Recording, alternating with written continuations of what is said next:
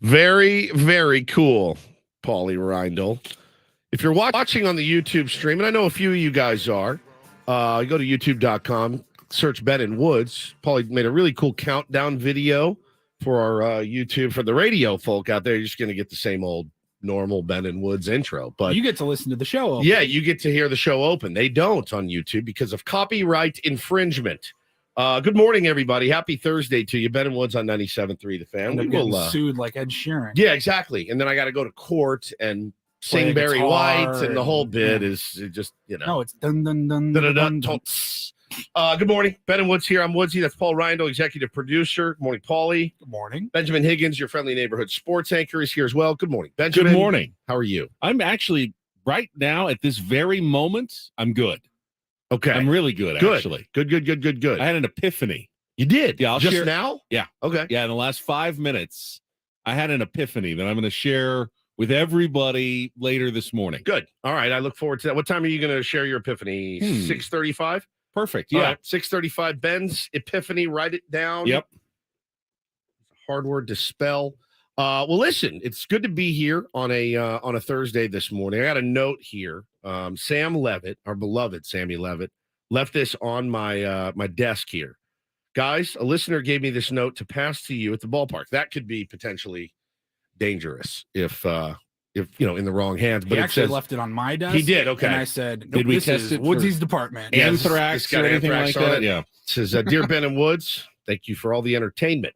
Please say hi to my dad, Jack Moran. Please stay cool forever. Heart, Christina. Thank you, Christina. And hello, Jack Moran. It's good to be here this morning, despite the circumstances of, being fans of and covering what is essentially just a mediocre baseball team. I mean, and I think that's the epiphany that I've come to after watching them last night and watching them this season. They're just a mediocre team. And my patience is a little bit stretched thin when talking about them. So I think we'll push it back to about 6:35 when we normally do. But I sense a lot of frustration out there. Even though not on Twitter, I'm still on Instagram. I'm still getting direct messages about how frustrated people are, and I see it, I hear it.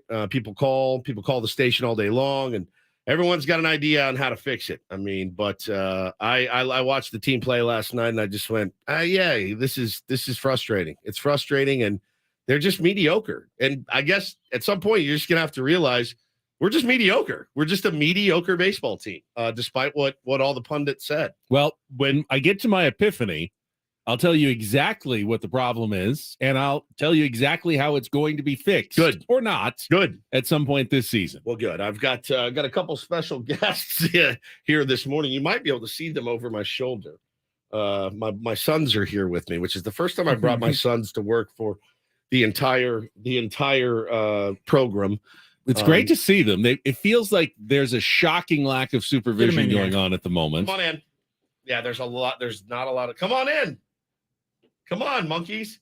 You're going to stand it. Oh, here comes Taylor. All right. Hi, Taylor. Say hi. There he is. There's yeah, Taylor. we see him on the stream. Better hurry, buddy. Yeah, and right. let's bring in the other Come one. here. Come inside. Bo, come here. Quick, Bo. Why? Because I already a said. teenager. Come on, buddy. Hi. There he is. All right, There it all is. right, you guys want to be on camera? There we go. Come here.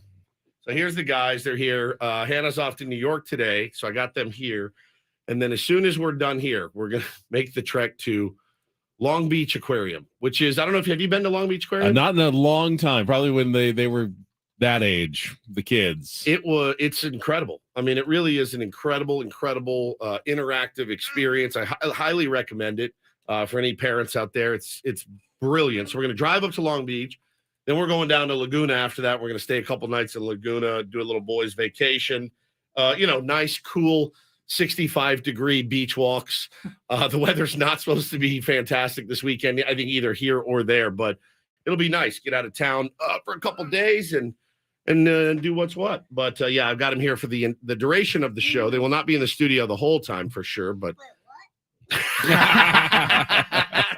but yeah, these are my guys, and they're going to be really good boys today, right? Yeah, can you be a good boy? I'm working. You're working? Yeah. Hey, did you tell everybody where all of our pets went? Where'd they go? Where? In Kevin. Where'd they go? No. You don't know? No. No, he did last night. He's like, all of our pets are in Kevin. Yeah. Kevin. They're in Kevin, right? Yeah. Except for our cats. Yeah, we yes, still- very much. cats are got still some with cats us, but- and fish around. But yeah, my little guys are in today. And it's good to have them here at work. It's an I've been to work with my dad a couple times, and commercial real estate office is not as fun as a radio station, certainly. But how are you guys doing? Everybody good? Yeah, doing all right. Obviously frustrated by the game last night, but again, we're got a little short week. You're going into a 4-day weekend, so soak up all the Ben and Woods and Paul that you can today, Yeah. because we're not going to be back until Tuesday morning after the holiday. Yep. Get it in you now. And then we'll have. So then when we get back, Paulie will be on vacation. So Paulie will be in Vegas. We've got Italian Paul, Frank Marchese over there. Hey. He's oh, there he is. It's a full studio this We morning. really are a packed house. So then Frankie will be doing the Italian Paul thing for a couple of days. Then Paulie will be back next Thursday. So going to be a little weird, but everyone, look, if there's one person in this studio that needs a break, it's Paul Reindl. There's no question about it. Paulie deserves a vacation. Ben will take a day. I'll take a day. Paulie's like the cornerstone. He's here. The problem with Paul's vacation and he's showing this right now, is that for him to leave this studio requires him to do so much preparatory work. Yeah. It's like It's almost not worth it. you're like cramming in an Yeah. extra week of work just so you can take a couple of Like, days you know off what? right It's now. fine. I'll be fine. Including training, Italian Paul on our YouTube stream and how that's working. I've seen them working on that the last 20 minutes. Like, okay, here's what you do. You push this, then that. And it's not easy, Paul, is it? To It's just train someone to not- just fill in for you. it's not that it's hard, it's just that it's a lot. And there's a lot going on, and it's live radio. It's not a podcast. You can go back and re-record something. Like, if you screw up, it's live. So It is what it is. um, It's the beauty of live radio, though. oh I yeah, mean, 100%. we've- It gives you the thrill, that high. We've always embraced the suck on this program, and we're going to continue to do so. In case it It's, sucks. yeah, I mean, but I if- don't think it will, because and a lot of jobs- Right that was there. a He's backhanded sitting compliment. right At a lot of here. jobs, you make a mistake. It obviously is awful, but you throw it in the trash can and you just start over. Yeah. And all right, I'll just dig in. I'll do this again. I'll stay an extra hour or two, and I will get this done the I'll right way. figure it out. We can't do that. No. If we have a bad 2 hours. It's not like, all right, well, we'll do it again at 10 o'clock from 10 to noon and get it right. No, we get one chance to get it right, and then it's done. It's over. Right. It's this is Do you agree? wild. Yeah, we got babbling, we've got Paul, we've got Italian Paul. Babbling. Say, shut it, Ben. Yeah, you're right. Hey, no bad language in here. Yeah, you can't curse. No. He said it. Can you Yeah. do a Bull Durham line for everyone? Yeah. Not Go ahead, Charlie. Charlie, here comes the deuce. When you speak at me, speak well. Oh my God. Dude. Bull Durham, his favorite movie of all time. You could be one of those guys. Nuke could be one of those guys, but you don't. He won't say it. Mhm. Which, all right, so let's get these clowns out of here. Let's get this show on the road. Talk a little bit about who's coming up. We got Craig Elson. So we moved some of our Friday things to Thursday since it's our Friday. And then we've got our pal Eno Saris on at 8:35. Eno, I read his article yesterday on The Athletic. He's still talking about sticky stuff with pitchers. I'm kind of over it, but it's still obviously a thing. Guys are getting suspended 10 games here and there. Wait till you guys hear, if you didn't read the article, because I've read every article on The Athletic. Wait till you hear one of the proposed solutions. It involves a $5,000 machine that you would have to put your hand, almost like one of those things at the airport. You know how they swab and hold it under something? yeah. Something like that. It's staggering because these guys can't stop putting, tic tac and doo doo on their fingers to try to get a little bit of extra spin rate to get guys out at the big league level. It is. I mean, Eno has done so many deep dives onto the sticky stuff. It is riveting. And while I rarely take the side of the umpires, it's incredibly unfair to ask them to police. That's what he says in there. The pitchers and how sticky someone's hands Right. are at any given moment. Like the level of stickiness. You know what I'm saying? And so they're always going to try to find an edge. We know that, but it's a really, really, it's fascinating. It's also really, really kind of funny the lengths that they're going to try to figure this out, because these guys can't stop. They cannot stop. And I feel like even if Major League Baseball made a better baseball, even if they made a better, all right, guys, this is uniform and it's tacky enough for everyone. There's going to be 5, 10, 15% of the pitchers that go, all right, that's pretty good, but what if I can get a little bit extra on it? I mean, that's just the way that game has been for 130 years. So we'll talk to Eno at 8:35. Our pal Craig Elston. Haven't actually talked to Craig in a few weeks, so he's going to jump on at 7:35, and we'll get into the Padres and all that entails. I mean, shouldn't take long. I mean, it's we've been saying this. It's dire. I almost called you last night, Paulie, and said, hey, how much of a pain in the ass would it be to go back and find every time we've said runners in scoring position? Yes, buddy. What? You want to get out? Yeah, that's a very heavy door. And if someone doesn't open it for them, there's no chance they're going to be able to get out of this the studio. answer to your question, though, was an incredible pain in the ass. All right, have fun, mate. It would take me weeks. Yeah, weeks. I mean, we've done the same show over and over and over and over and over and over and over and over. So I'm now down to you, Ben, $30. Yes, you are. Yeah, they did not get any hits with runners in scoring Now this positions. seems So costing you money, taking years off your life. Yeah. I will losing hair. Yeah, I will tease gray. though. My epiphany My hair's still perfect. is actually realizing it's not hitting with runners in scoring position that's the main problem on this team. It seems like it is, but that's just a symptom of what truly is plaguing the Padres here in 2023. And I'm looking forward to sharing it all with you. And it will seem completely obvious. You all know the answer. You know it in your hearts.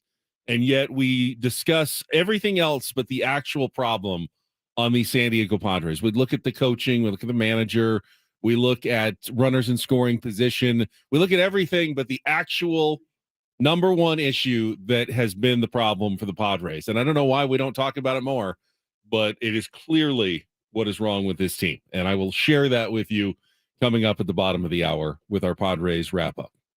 Fair enough? Fair enough. Oh, by the way, speaking of children, since you've got your two here, congratulations to the guy who comes on before us. So DA has been out all week.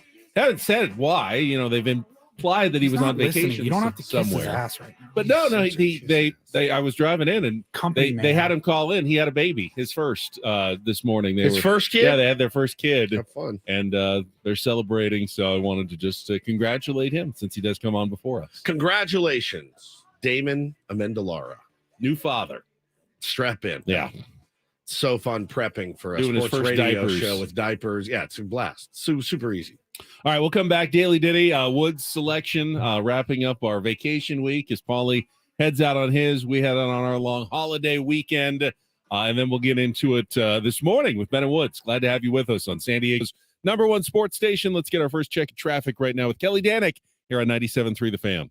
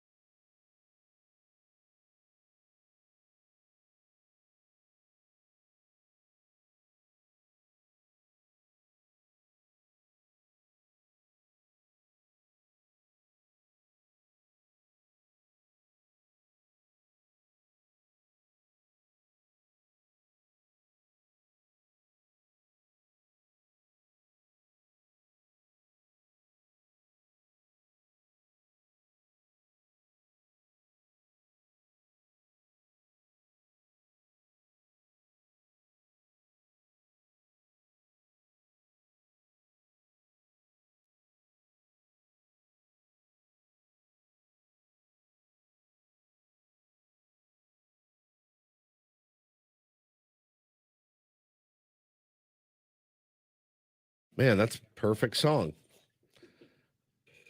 Really sums up where we are as a baseball club. Destination unknown. No one really knows. They could be 10 games below 500 when this thing's all said and done. They could be hoisting a World Series trophy. We have seen it done before. And destination, though, right now at this point is really unknown. That's missing persons for our theme. It's still a destination. We just don't know where we're going. Yep, true enough. Yeah, we're going somewhere, but nobody knows where. So Colonel Budget made an appearance last night. I can't do it with the baseball team anymore. Obviously, Padres have the third highest payroll in baseball. Budgetary concerns are no longer in my baseball wheelhouse. But, by personal budgetary concerns, I went to fill up my tank at Costco last night while I was at work on my break. Yeah. And I just wondered, I was curious to ask you guys, how far out of your way, if at all, will you go to save money on filling up on gas? 0.0 miles. You will just, whatever gas station is closest as the light comes on and you need gas, you will just get it there. Whether it's $5.79 a gallon or $4.80 a gallon, you'll just pull in and pay what you pay. Now, one thing about me, though, I'm a 100% brand loyalist, right? So there's a Valero by my house where my guys are inside, and I have to go left around the In-N-Out line to get in. It is when I could pop into the one right on the right. It's right on the drive. It's easy, but I love that place. Those are my guys in there. We shoot the breeze. So I go way out of my way, but it's not for price. I'm loyal. That is a great price station. So you're doing well there. You know which one I'm talking about. I do. Right I know by exactly. I gotta go to that one often because of the price. And you know what a beating it is to get in and out of there. It's a nightmare. Yeah. I try to time it so when I'm coming back on the freeway, it's on the right side. The right side. So I don't have to go out of my way. But I went out of my way about 3 miles yesterday.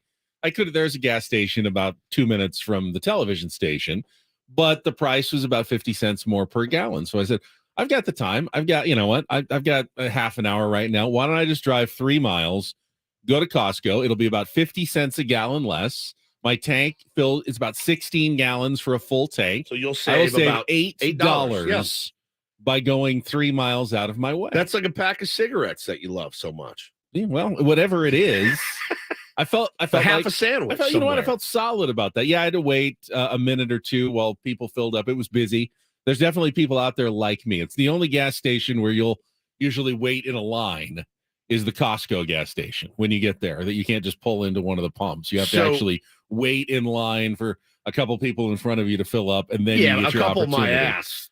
Well, at the time I went, it was there were 2, and then there was 1. I was the next one. That's not bad. It wasn't hugely, crowded. But it was still busy at 7:35 at night. We have when a I went. Vaughn's gas right by my house, That's good. which is usually pretty cheap, especially if you have enough money in groceries spent. Yeah. You get like 10 cents off a gallon every $100. But that line is always murder. It's like Costco. That's a long one too. Yeah. Paulie, you don't remember. This didn't happen when you were a baby, but when Ben and I were kids, did it happen here, the gas shortage, like it did? I don't remember. So I can, because that was late 70s. We were really young. I vividly remember being about Bo's age, 4 or 5 years old, and sitting at the top in the back of my like you could only Cutlass. fill up on certain days of the week or something like that. And the lines were like an hour long to get gas. It was excruciating. So I think maybe there's a little bit I get triggered from that. And I'm also just incredibly lazy. And I'm like, I'm not going out of my way to do that. But good for you that you did. I don't know. Is it good or is it not? I don't know. I know my time is more valuable than that, considering it took me, 25, 30 minutes to save $8. That in that sense, you're saying your time is worth $16 an hour.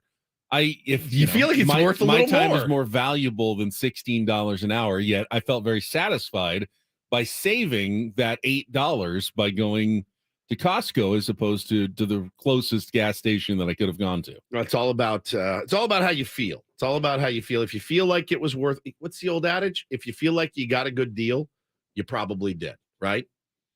So you got a good deal. It's all about how you feel. It's all about how you feel. I mean, ultimately, those $8 are not going to impact my lifestyle one way or another. It's not going to make you or break you. Yeah. I'm not going to retire 2 years earlier because I saved $8 on gas. Yeah, but they do say, though, that's how the rich stay rich.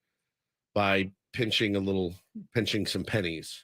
Well, $1 is $1. Dollar is $100 is $100. Exactly Whatever, right. wherever you spend it, wherever you save it, if it's on a mortgage payment, if it's on going out to eat, it's $100, $1, it's $1. I very much used to be that guy. You come up to an intersection, you're like, all right, there's a Shell. It's $4.29 a gallon. But across the street or down the block, there's an Arco, and it's $4.19. Yeah, save per 10 gallon. cents I'm a gonna save gallon. 10 cents. And But you're they like, might charge you an extra fee to use your card. They at might. that Arco. But then, what are you gonna get? You're getting 10 gallons of gas. You saved $1. Yeah. Congratulations. Like, just do what's convenient. Oh my God. Oh, hang on. Oh boy. Kids out there staring at Bo's the window been banging again. on the windows for Yeah, 5 minutes now. We've got a problem. Is there a problem going on out there? What's going on? All right. Just go ahead. We knew this was going to happen, Paul. I mean, I'd rather What have, did you expect? I'd rather have Woods here than not have him here. But when he said, I'm going to have to bring in the boys on Thursday morning because we knew it was going to be a little going chaotic. off to New York, with the chaos was inevitable, obviously. So he's going to I mean, I probably see have to sippy pop cups, in I and see out. coloring books. I mean, we're only 28 minutes into the 4-hour show, Oh, and already they're getting bored. I mean, there's if no one Bo- out there if to Bo's entertain gonna cause them. disturbances to the show, I'm at least going to need his theory on how to solve the runners with scoring position problems. You just hit, right? Padres need to hit, right? You can't see the score? Don't Okay. worry, it's last night's game. I promise We you, they're going lost, to lose Bo. 5-3. Yeah, we lost. I guarantee you that is what is going to happen at Okay. the end of this game. This is a nightmare. I'm so sorry. It's not a nightmare. Had a doo-doo accident already. Chocolate Oh. milk spilled. This is It's not us you got to worry about. It's No. JR. Yeah, and the engineers that They're gonna care kick about the your carpet and things ass. here, they're Xanax. probably going to send an email. No more kids allowed in the building during work hours anymore, unsupervised. Well, actually, that's a policy at almost every workplace. No unsupervised This children. is one of the few where it's like, yeah, the go ahead, office. bring them in. well, there's dogs running around up here. I've seen all kinds of things. I really thought, we'd be able to grind through this, but apparently we are not going to be able to. You right are now. really regretting this, aren't you? I am in the chamber. Well, we were right saying now. while you were out there, we're like, hey, we knew this was going to happen as soon as you told us. We're I like, it's actually gonna be thought local. it was going to be. But- I thought maybe in the 9 o'clock hour it'd get a little rough. Well, that's I didn't when we know get the a little- first 30 minutes. We get a little restless. Which fish are you most looking forward to seeing at the aquarium later today? the stingrays, right? Stingrays? Is that That's the highlight of the show? You get to pet the stingrays. Are there baby sharks? Do you get to see a baby Yeah. shark? There's sharks there. Look at this. Clownfish like Nemo?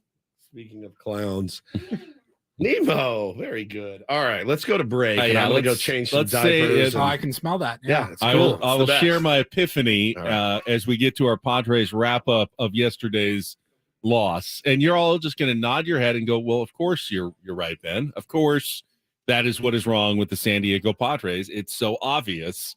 We will get to that coming up next with Ben and Woods on San Diego's #1 sports station, 97.3 The Fan.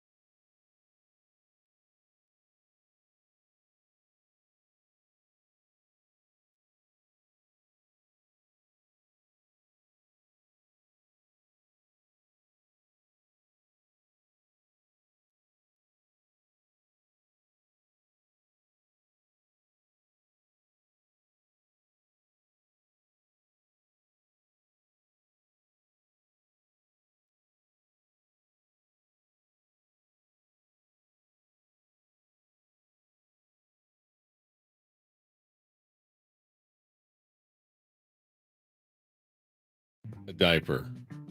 It's been a while, but he's definitely in the torture chamber right now. Welcome to the torture chamber. Yeah, he really is. I don't miss that. I don't miss that part of having children of a certain age. How you doing over there, Oh, bud?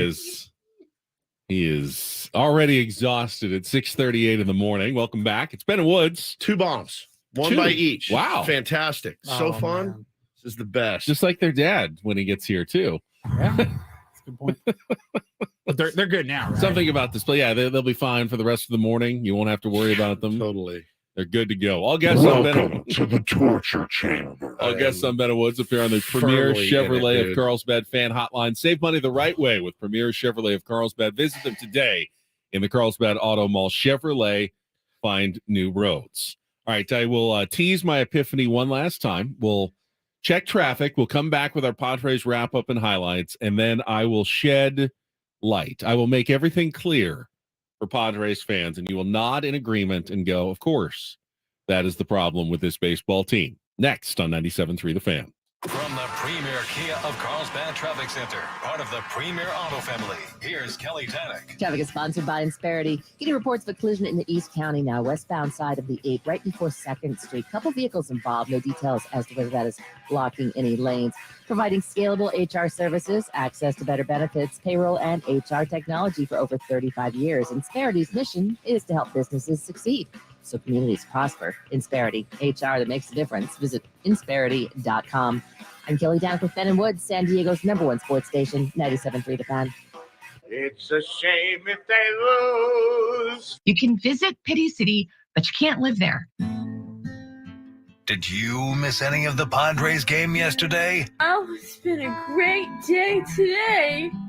Can't wait for more. Oh, God, here we go. Jesus Christ. Cancel the parade. That's why you play the games. It's the Padres wrap-up with Ben and Woods. Slam Diego? More like fail Diego. Presented by Hamul Casino. With thrilling slots and tables and all the best rewards, Hamul Casino has all the fun you're looking for. Hamul Casino, fun above all else. On 97.3 The Fan. I just felt the way that the roster is built, they would have to outscore their opponents to win. So runners on the corners, nobody out, and a run already in. Alex Call goes after the first pitch. He's going to find the left center field gap. That's going to bounce beyond Soto and roll all the way to the base of the fence. Smith has scored. Ruiz is on his way. Bogart's relay to the plate, not in time. A 2-run double for Alex Call as Ruiz scores all the way from first base, and 3-0 Washington in the second.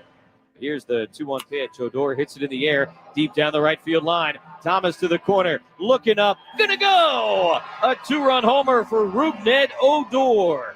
He stays high, and the Padres are on the board. It's 4-2 here in the fourth. Top of the order for the Nats. They lead 4-2. Swings at the first pitch, hits it in the air down the left field line, hooking and fair up against the wall. That'll get a run home. Soto's got to play the hop, sends it into second base, not in time. Lane Thomas, an RBI double. He's now got a 9-game hitting streak, and the Nationals get one of those runs back. It's 5-2. Here's the 0-2. Kim swings, hits it in the air to deep right center field. Call is back. He looks up, gonna go. A home run for Ha-Seong Kim. 5th of the year for Kim, and the 2nd of the night for the Padres. 5-3 Nationals in the 5th. 2 outs, nobody on. Here's the pitch. Trent takes on the outside corner. Strike 3 called, and the ball game is over.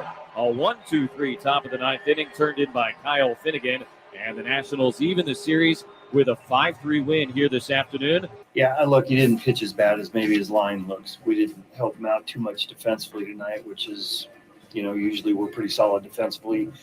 Like you said, some soft contact. Call had a couple of hits off him. Other than that, I gave us 6 innings. I thought he pitched fairly well. When you get 4 hits, it's tough to win a game. Very frustrated manager Bob Melvin after the game last night as the Padres see their 2-game winning streak come to an end in a 5-3 loss to the Washington Nationals. Series now even at a game apiece. They will wrap it up this afternoon. 1:05 start San Diego time, while the Padres will then head to New York to face the Yankees for 3 this weekend. And again, the Padres, they only had 1 chance with a runner in scoring position yesterday. So it wasn't the lack of hits with runners in scoring position. It was simply the lack of hits yesterday that plagued the Padres. But ultimately, I looked back, Woods, and it finally dawned on me. We've been focusing on the wrong things. Every team clearly, you need your superstars to perform well for the most part. 1 through 5, 0 for 17 last night. They were. But again, there's also teams that, they'll miss a player, they'll miss a key player, and you know what? They'll pick up the slack for a while. 100%. It happens all the time in professional sports where a key guy goes out, other guys come together, they pick up the slack, and it's fine. And the bottom of the order actually produced again yesterday. You get a home run from Rougned Odor and Ha-Seong Kim, you're the San Diego Padres, you should be winning 95% of those games. Unquestionably. When you're getting that kind of production from the bottom of the lineup. But when the top does nothing, that's a really big problem. So it's terrible, man. So I went back this morning through the last 10 years, essentially, and I realized something. It's not just the San Diego Padres, but even going back to his time with the Baltimore Orioles, every team that Manny Machado has been on, that team has won and lost, has lived and died with how Manny has played. When Manny has played well, the Baltimore Orioles, starting basically when he was a key player in 2014, when he was doing well, the Baltimore Orioles did well. When he had an off season, when he had off months, the Orioles were terrible. And it is carried on through his time with the Padres. You go back to 2019 when Manny Machado had a very mediocre debut with the team. Padres had a very mediocre to poor season in 2019. 2020, the short season, Manny was great. Fantastic MVP candidate. Padres were great throughout that short 2020 season. 2021 got off to a very good start. Padres were 17 games above 500 in August. Manny fell off a cliff that month, had a 635 OPS. The Padres fell off a cliff in August, and they had the once-in-a-century collapse at the end of the season, ended up costing Jace Tingler his job. Last season, Manny MVP season again was fantastic. Padres go to the playoffs, go to the NLCS. What have you got from Manny Machado this season? Nothing. He when he was even healthy, or when he was in the lineup, he wasn't producing. Now he's out, and the Padres are struggling. Teams that Manny Machado is on, for good or bad, they go as Manny Machado goes. And I think I came to the epiphany today that until Manny gets back and starts playing like Manny, it may be hard for the Padres to get where they want to go. I know they have other superstars that you would think, well, they have Tatis now. They have Bogarts. They have Juan Soto. Why would it matter so much? Can't those guys simply pick up the slack production-wise? They certainly can. They have the talent to put up big numbers and production. But for whatever reason, Manny Machado, whether it's the kind of leader he is or the fact that his performance just seems to seep through an entire roster. It's not just this year. It's every year of his career that Manny lifts 8 years, 9 years, and drags down a team based on how he is performing at the time. It has been remarkably a 1-to-1 ratio. When you look, that's wild. Manny plays well, team plays well. Manny plays poorly, team plays poorly. And I get it. A lot of superstars are like that on teams. I mean, I'm sure when Mike Trout plays well, the Angels do better. And when he's not doing well, they do as poorly. I've never seen a correlation as direct, though, throughout his entire career, that it is essential for teams that Manny is on for Manny to be Manny if they're going to do well. And if he doesn't, it's almost as though everyone else falls apart at the same time. It just, I mean, it's certainly an interesting, I guess theory is probably not the right word for it. It's an interesting look inside the numbers and the career that has been for Manny. But our whole bit was, well, last year it was tread water, win as many games as you can. Tatis is going to be coming back. Well, when they got the news he wasn't coming back, you saw it unify that team almost. They did, to a man. Correct. And you had guys talking, some of them out of school in the clubhouse, some of them out of school about Fernando Tatis letting the team down, but they rallied together. And who did it, though, with a career best Manny. 6.8 or second best in his career WAR last year? Manny Machado. No doubt. Did it. Manny was like, all right, well, I'll do it on one leg if I have to. It's a good point that you make. It absolutely is. And to watch him scuffle so badly at the beginning of the season, you do feel, had he gotten off to a better start, A rising boat, or was it rising tide lifts all boats? He is the rising tide of the San Diego Padres, like it or not. That is, there's no denying the results and the numbers. So, but our whole thing this year was, all right, well, we got 20 games without Tatis. He's going to be the tide that lifts the boats. Hasn't been. He's been fine, and you always have the threat of him doing something. He's a great player. Glad to have him, as is Soto. Yep. I don't feel like those guys lift their team the way Manny seems to lift the team. Yeah. When he is performing, especially offensively at the plate.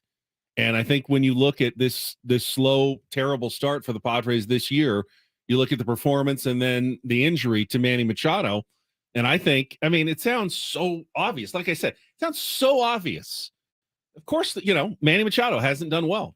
That's the reason why the Padres have not played well. Is it fair, though, and this is just for argument's sake, is it fair to put it all on him? And I know that the numbers bear it out in his career, but it's, again, he's not the only. I think it's a compliment, actually. Yeah, for sure. To put it on him. I'm not blaming Manny Machado. Every player deserves, they're going to get hurt. It's not his fault that he took a ball to the hand and broke his hand and had to be out. Now, playing not as well at the beginning of the season, we don't know what he was dealing with health-wise, but every player goes into slumps. It should be on those other guys to pick up the slack. It would be great if other guys could pick up the slack for Manny. I don't think he's telling people like, well, I'm not playing well, so you guys can't play. You can't play well at the same time. I'm just saying that you look at his career, and it is amazingly consistent that teams cannot overcome Manny Machado struggling when he is on the roster. But when he is playing well, everyone plays well, and he lifts the entire team at the same time. Yeah, and that's in a way that Fernando Tatis Jr. just simply doesn't, and Juan Soto simply doesn't do it the way that Manny Machado does it. They don't. And I don't know why that is. Now, that's a whole nother question as to why is it Manny? Why couldn't it be Soto? Why couldn't it be Tatis? Why couldn't it be Bogaerts? Force of personality? Well, I don't know why that is necessarily the case, but it has been the case, and it's not just now, and it's his entire career has been that case. Dodger playoff run that fell apart in 2018. Manny not performing that well he was only on that team for a couple months. Yeah. And it's as Manny goes, so goes his team. And right now, obviously, Manny's not going. Now, that should give you at least a little bit of hope if you're a Padres fan, that if Manny comes back and starts playing like Manny, my guess would be, based on the career correlation that I just went through, that the rest of the Padres will start playing much better at the same time if Manny comes back and starts playing like Manny. And for the better part of his career, he's been an MVP type player, but occasionally he has bad spells, bad half seasons, and it absolutely tanks his teams. Got a banger in the chat here from Charles. Says, get rid of that ego freak Tatis. Get some scrappy on-base hitters in a trade, and the rest of the line will be better. Not a Tatis fan. You all put this guy on Mount Rushmore. Selfish player. The selfish player that just moved to right field, that selfish player, he's not scrappy. I'd say he's a pretty scrappy dude. I would. That's absurd. Charles, that's stupid. That's a stupid thing to say. I'm sorry. That's stupid. He's a generational type player. Look, nobody on this team is performing, so everybody wants to point fingers. But that's so stupid. I can't even. That's not the guy I'm pointing my finger at. 100%. I can't. Has he made mistakes in his career? Absolutely, man. Absolutely. But judge him on his behavior and his actions now. You can't judge him on. Thank God we're not all judged on the mistakes we made in the past. All you can do, he's done everything right since he's come back. Everything. He's other than hitting 3 home runs a game, he's done everything right. I know he booted one last night, but he's played spectacular right field. Kid's been a shortstop since he's 4 years old, and now he's in right field. You can't call that kid selfish. Has he made selfish decisions? Yeah, absolutely. Even on games where he's gone over. Stupid, man. I can't even. A lot of times, he's hit the ball hard and just right at some people. He's very close to breaking out in a big way. I need a cocktail. Do I have any booze anywhere? It's a radio station. There's got to be a cocktail somewhere. Bo keeps coming up to the window. I know. I'm staring at you. Back out he goes again. Paulie, what do you think? Is it as simple as The Padres need Manny Machado to come back and be Manny Machado, and that will fix pretty much everything. I certainly think it'll help. I don't know that it fixes everything, but of course. I mean, team's best player or team's second best player starts playing well, team starts winning. Breaking news, right? I mean, considering the fact that all of these losses are about the same, they're all a run or two. If You're Manny's playing hot, you got to assume he's going to get some knocks and runners and scoring. He starts position. playing well. Just that alone is going to lift the Padres to a few more wins. But he is going to have that trickle down effect that other players don't seem to have. But they just need Manny. It's weird back. because it sounds like you're blaming him, but I know you're not. I know you're not. I know you're not. I know you are. But I think it's a compliment. It's a compliment. To the But kind of player that damn he is. show 20 times already in the first 6 weeks of the season or whatever. We're at the point where we're just reaching for any logical reason. Anything. The thing is and I know, and I'm right there with you. I'm so tired of the excuses. I'm so tired of looking for a reason. There's one reason. You're mediocre right now. That's it. You're not good. You're not good. You probably bought into the hype a little bit, which I can absolutely understand. I don't want it to sound like I'm trying to excuse everybody else. I don't think you are. I don't think you are. They really should be able to pick it up with the roster they have put together. The reason why we've been, speculating and also everything else, we look at the team and go, you should be able to withstand the loss of Manny Machado for a couple of weeks with no problem, given the talent that you have. So that's why we keep looking at the coaching, the hitting coaches, the runners with scoring position. We look at everything else and we ignore the obvious solution, and that is the fact that Manny is what drives his teams, and he's not driving the team right now because he's not hurt. He's not healthy. He's not on the field, and they need him back. I would love to see someone pick up and be that Manny for the Padres while he is gone, but no one seems to be doing that at the moment. So they need Manny to do it. Those guys all have it in them, and especially Xander. Xander has it. He was able to do it in Boston. I know there were a lot of complimentary pieces around him, but he was a leader on that team, and he didn't just lead by rah beat his chest. His numbers led as well, and I'm not putting this on him either. But we have the personnel to get this job done. We have it. We have some of the best personnel in baseball. From the top down, manager and on. I don't know enough about the hitting coaches and their philosophies. We have the personnel. They need to find out who they are as a team and start. Losing to the Nationals is it's almost unacceptable. There can only be one top dog in a clubhouse, though. Oh, I get it. And I get it. Manny's the Padres' top dog. Xander may have been in Boston, but he's not here. It's Manny. Is that the problem? It's Manny is the top dog. And it's hard when your top dog is struggling. We'll come back. Shout out to her family. You know who it is. Next on Ben and Woods.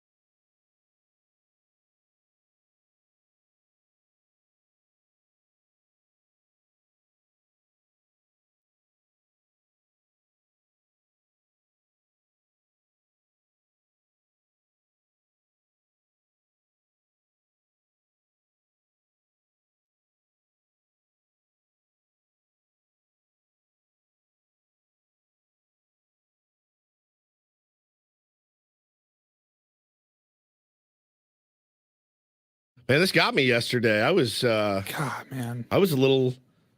I didn't realize she was 83 years old. The great Tina Turner passed on yesterday, and I was like, "Ooh, what one of my biggest favorite badass songs ever." She is so damn talented. She wanted to be man. called the Queen of Rock and Roll, and I think she delivered. And 83 years old, passed away from a long illness. Didn't really know much about it, what she was suffering from.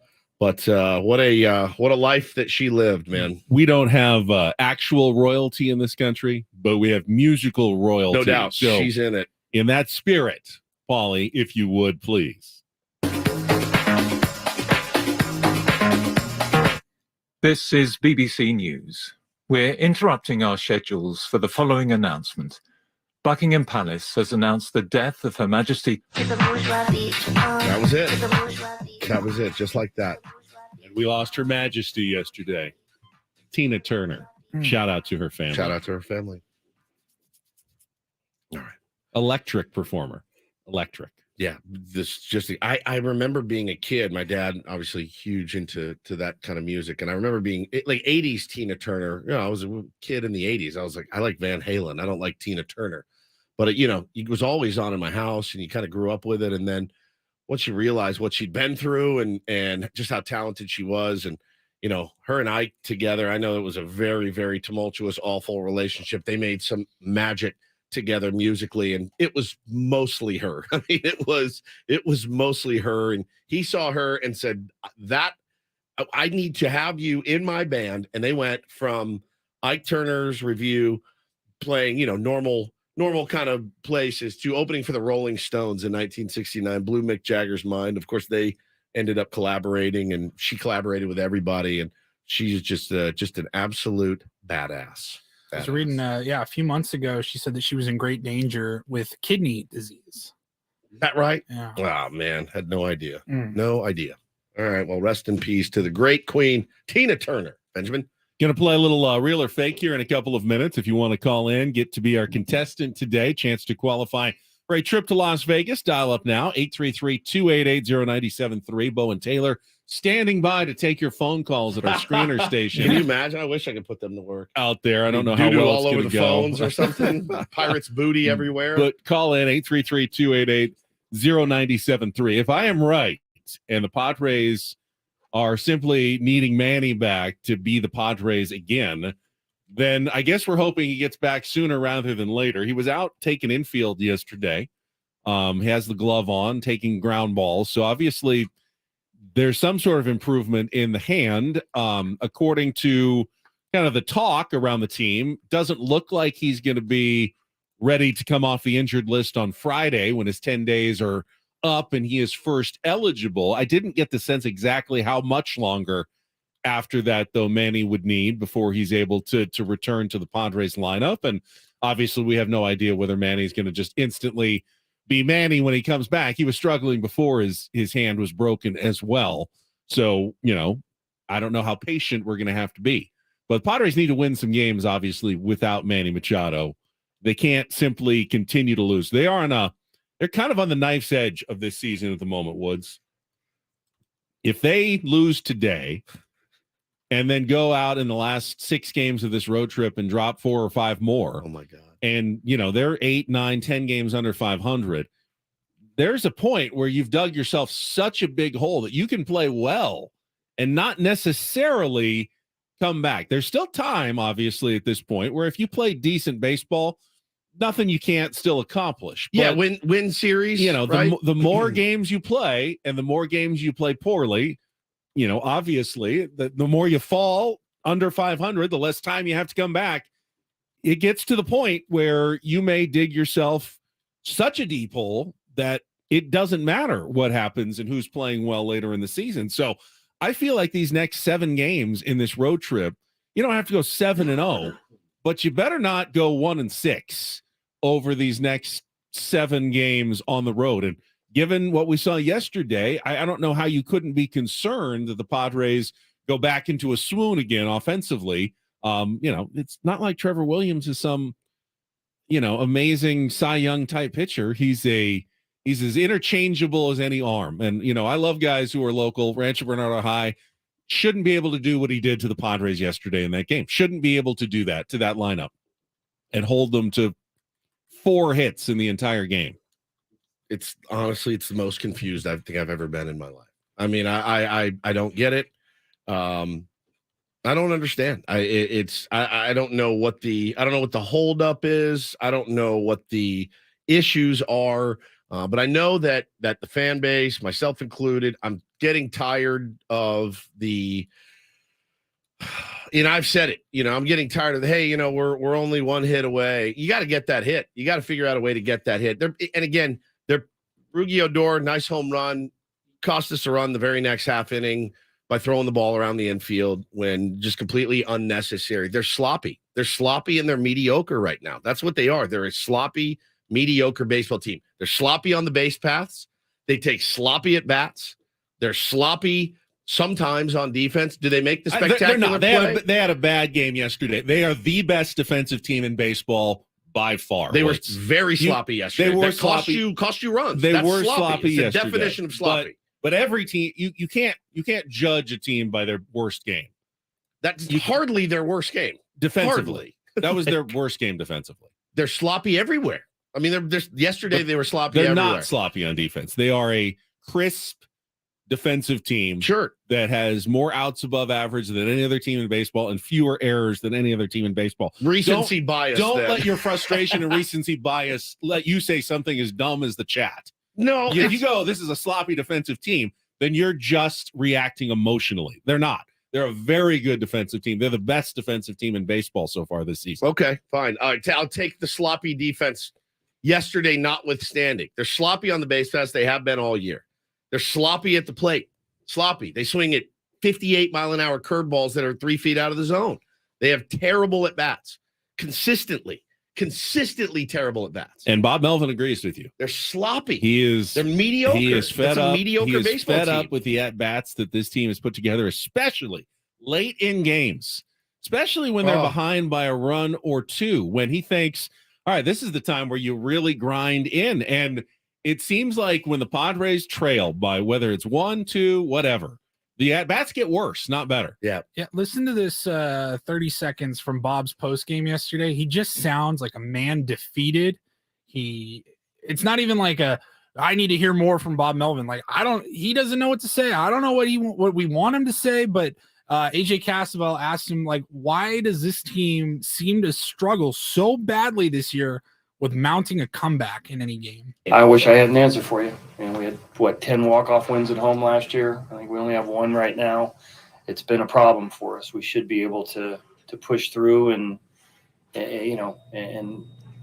answer the challenge late in the game. We definitely have the guys to do it. We just have not to this point.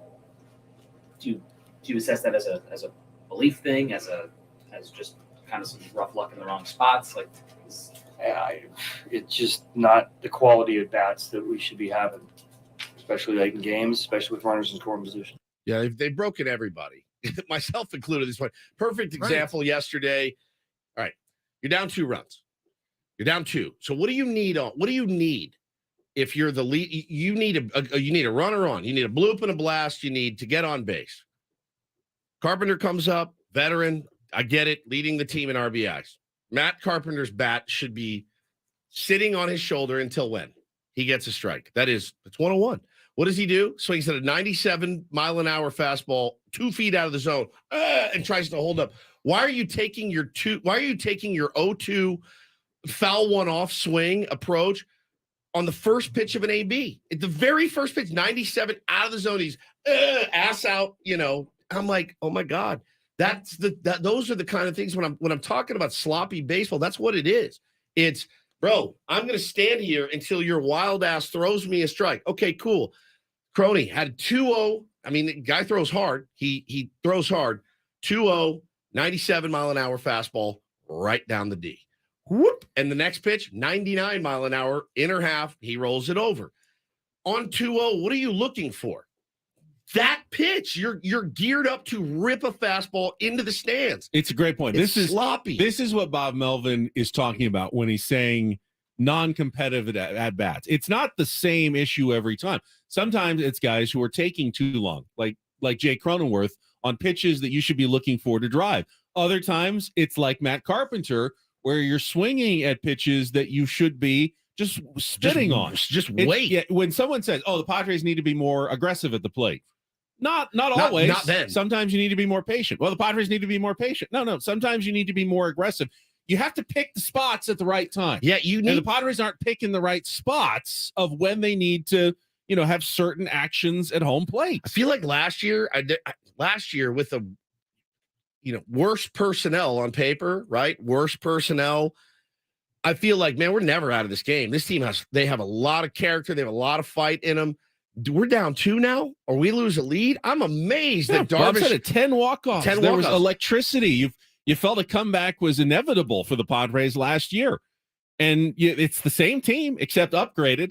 Right. It's the same coaches, essentially. That's the worst part. Why wouldn't this team be great when in the late innings? I was talking to Italian Paul at the break, and Italian Paul questioned the roster construction, and I said, man, you don't. How do you upgrade your car? And your car it's slower. It doesn't run as well. But I put we all added this money. horsepower. I got better tires. I put a better engine in it, and it's a crappier car. I don't understand. It doesn't add up. There's no logic to why this is happening. So it gets the brain. Same driver. They haven't changed anything there. I'm driving. Well, the parts that you didn't upgrade are all busted. They're falling apart. So yeah, man. And I think that was the point Italian Paul was trying to make. Like, Xander Bogaerts was a luxury for this team. And I said, yeah, but adding a luxury to your team shouldn't decimate your team, right? Like you add a nice room onto your house. Like your property value shouldn't go down. Is the argument that money that Xander got could have gone to a catcher, a center fielder, whatever? Yeah. I mean, hindsight being 20/20, certainly. Yeah, absolutely. But it's not like AJ wasn't trying to get those pieces either. I mean, I know he wanted Sean Murphy. I know he did. I know he's always in on anybody that's good. Big first baseman he was trying to get. Abreu, who's been terrible for the Astros. But we all would have loved if they would have made that signing. 100%. We all would have beat our chest and jumped up and down. We got Jose Abreu. He's been terrible. He's been a terrible signing for the Astros. Horrible. But again, I hate to sit here and say, well, you just never know, but you truly never know, like how a guy's going to respond. History tells you if they come here, they're going to be terrible. That's what history tells you, because that's what's pretty much happened with almost all of them. It's how it feels. So, starting with Frazier and on down the list, but it doesn't make sense. You've upgraded and you're worse, and you don't see the spark of promise, the hope. No. Like, I no longer feel they're going to figure it out, really. I no longer feel like when I watch them play every single night, I don't think they're going to come back against a Nationals bullpen, which is a bad feeling to be in for a fan. We will get back to this, of course. Real or Fake, though, brought to you by Home Turf. Save time and water with pet-friendly, always green grass. And get a free consultation by calling the team at Home Turf at 888-4SD-TURF or go to sdhometurf.com. Paulie, if you would. Some are here for the compelling sports talk with Ben and Woods. You can go plow through another donut. It's time for Real or Fake on 97.3 The Fan. Tell the people what they'll win today. Playing to qualify for a 2-night stay at the Westgate Las Vegas and tickets to Little River Band on August 5th at the International Theater at the Westgate Las Vegas Resort. Last chance this month, I think, to qualify. And Guy is going to get that opportunity. Good morning, Guy. Good morning, Ben and Woods. All right, it is a game of Real or Fake for you. You need 4 correct out of the 7 to qualify. Here's your category. Earlier this week, we were talking Hot Pockets and crisping sleeves, which inspired today's category of Real or Fake. How did you gain all the weight? Guy, I will give you a delicious sounding filling. You tell me if it's a real variety of Hot Pocket or a fake I have made up for our game. Are you ready to play, guys? This might be the game where if you win, you really lose. Yeah, if you win, you lose. You know too much about Hot Pockets. All right. Variety number 1, shepherd's pie Hot Pocket. Real or fake, Guy? That sounds edible. Real. Does sound edible, doesn't it? But I have fooled you on that one. It is fake. 0 for 1. Round number 2. Chicken bacon ranch Hot Pocket. Guy, real or fake? What do you think, Woods? That sounds real, doesn't it? It is not my favorite combo, but I can see that thing selling like hotcakes. I'll say real. Guy? Yeah, I go real. That sounds like the Costco food court. Yeah. Real it is. Oh, All right. We believe got 1 for 2. We go to round number 3. Steak nacho, Hot Pockets. Real or fake, Guy? That sounds like something that'd give you some massive diarrhea. Let's go fake. No, that one's I'd say real. real, yeah. Oh, Jesus. All right. We are we're 1 for 3. That's all right. You're not done yet. You can still come back. Round number 4. Oh, look, it's Bowen Taylor making an appearance. Bruschetta chicken panini. Bruschetta chicken panini. Real or fake, Hot Pocket, Guy? I need you, Woods. It sounds too fancy to be a Hot Pocket, but I think Ben was counting on us thinking that. I'm going to say Let's it's just go real. next level. I'm going here. to say it's real. Guy, what do you think? Let's go real. You're right. Yeah. I thought I might fool you Yeah. by making it sound Sounds like a very fake fancy. one. All right, that's 2 out of 4. Let's go to round number 5. Green chili. Real or fake, Hot Pocket? Green chili. I don't think they have any standalone health food like chili, so let's go fake. That is fake. Very good. All right, you're within 1 of the victory. Round 6, real or fake, Hot Pocket variety. Mac and cheese, Hot Pocket. Real or fake? Carbs sounds on gross enough to carbs. be real. Yeah, I bet it's real. I know. I would think so too. No, they haven't made that one yet. All right. Once again, it comes down to round 7 on real or fake. Every week. All right. For all the marbles here, Guy, Hot Pocket flavors, real or fake? Sloppy Joe. Oh, sloppy Joe. Real or fake, Hot Pocket flavor? I can't have. Right? I don't know. That's got to be real. Polly? I'm going real. You going real? He's going with it. Yes! It is! Congratulations, Guy. You have qualified for the grand prize drawing for Las Vegas. Hang on the line, Polly, will get your info. 4 correct out of 7 on Hot Pocket flavors. And yes, none of them get crispy in the microwave. No, not one of them. In the crisping sleeve. Does not work. Fail. Hashtag fail. Don't do this. Don't put them in the crisping Well, I sleeve. mean, you have to. It's kind of the instructions. I know but it doesn't is. work. Put it in the oven, maybe, or air fryer. Air fryer. That's what you say. Air fryer is Air what fryer. you do. All right, Don't Do This is coming up next. Oh, mama. We've got a flub. Adam Holy crap. Adam sent over. I know that he wanted us to play it, but we're going to play it anyway. What's the rule? Paul had to do. If you send it, it's going on air. Yeah. Paulie had to do let's just some manipulation on this one. This was a banger. There's no question. It's coming up next. Back after a check traffic here on 97.3 The Fan.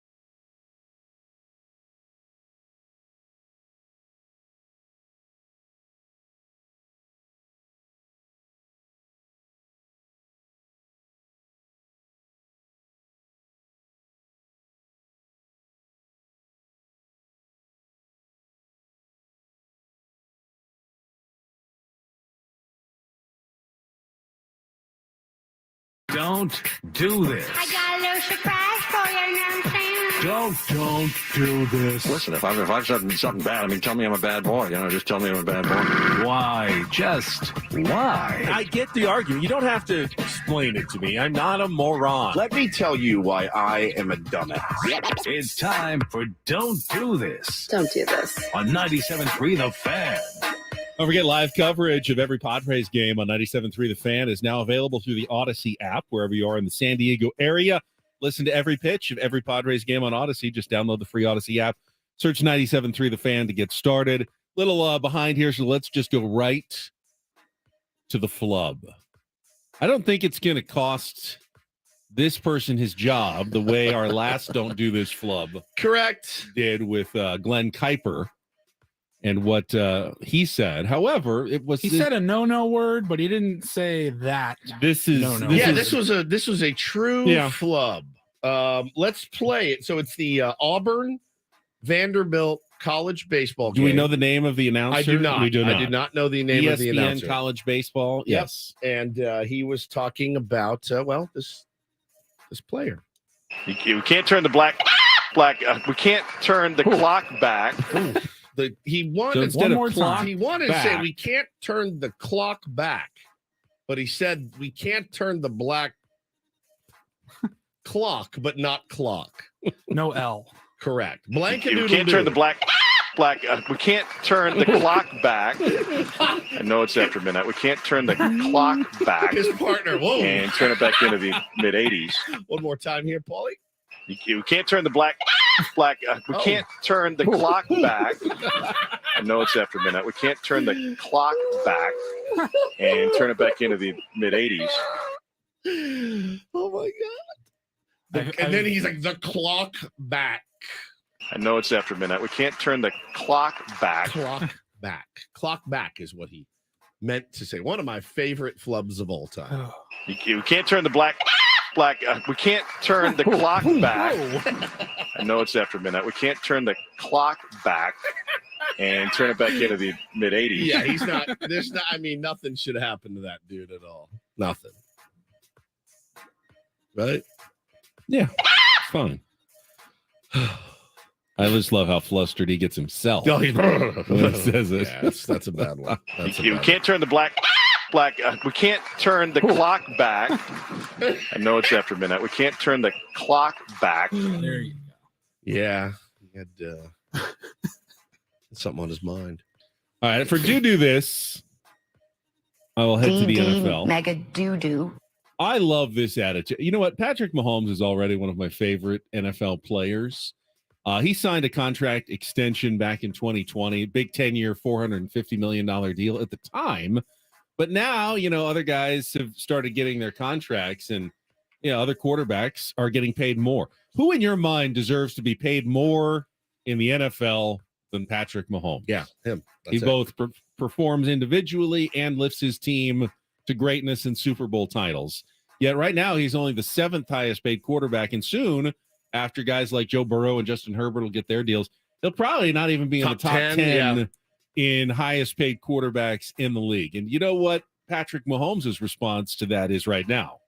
It's not, hey, we need to renegotiate. You know what? Hey, we need to figure out a way to, make sure I'm paid for what I'm worth. He said, no, it doesn't bother him in the least bit. Quote, I've always said I worry about legacy and winning rings more than making money at this moment. We see what's going around the league, but at the same time, I'll never do anything that's going to hurt us from keeping the great players around me. So it's kind of teetering around that line. And, I heard the guys before us talking about, and I hadn't considered this, but it was an absolutely legitimate take. If Patrick Mahomes just continues on his current pace of performing and winning with the Chiefs, and there's no reason to think that it's going to stop, could he end up as a greater quarterback than Tom Brady at the end of his career? I mean, maybe. He's got 2 rings already. Certainly. He's got a lot of time left. But it's that same, the legacy thing that he's doing is the thing that, I think after a while, I think people in sports media, you got tired of hearing, man, look at Tom Brady. Like, he's the 9th highest paid quarterback, and so he can build the team around him. There's not It's not wrong. Patrick Mahomes makes $45 million a year. It's not like I'm going to work for nothing so we can win rings. He makes $45 million a year, and God only knows in endorsements. At some point, you got to think, all right. Like, I think it's a respect thing, though. If I'm playing quarterback in the NFL and I'm the best, I kind of want to be paid like the best because you're basically signing up for a death wish every Sunday. And you're, all right, every game I play is probably 6 months off of my life at the end of it. And they're not going to be really fun years, as we've seen from a lot of quarterbacks. So I do understand that part. But I think that it's he's doing the right thing. That is the right thing to say. Absolutely, it's the right thing to say. Whether he believes it or not, okay. I'll tell you what, if they win another one this year and he's they are among the favorites, if Sure. not the favorite right now going into the season, that conversation ramps up in intensity. Brady's got what, 7, 6, 7? 7. 7. He's a long way to go. Long way to go, Long way but to a go. lot of time to do it. Yeah. Now, longevity in the NFL is always a little dicey. Different types of quarterbacks Yes, it entirely as well. Very And true. It's going to be more what kind of team they keep around. Keep him. around him. Right. Yeah, 100%. But with his paltry $45 million a year salary, Paulie, they're able to build around him. And that is don't and do this for a Thursday. That was Don't Do This with Ben and Woods on 97.3 The Fan. So missed him last week. Craig Elston last Friday took his kids to Disneyland, right? Yeah. So he wasn't working when he had his kids. Yeah, that's a smart move. Didn't just didn't do his work and have the kids with him. He just took the day off. Didn't really have a choice. I know. And they are being a little bit better now, but we will. No, you had a choice. You said, "Hey guys, I'm going to take Thursday off." I could have And we taken said, Thursday no, off. No, I could have. No, probably should have. At this point, oh boy. But we got Craig a day early for some crossing streams and some Padres talk. He will join us when we come back here with Ben and Woods on San Diego's #1 sports station, 97.3 The Fan.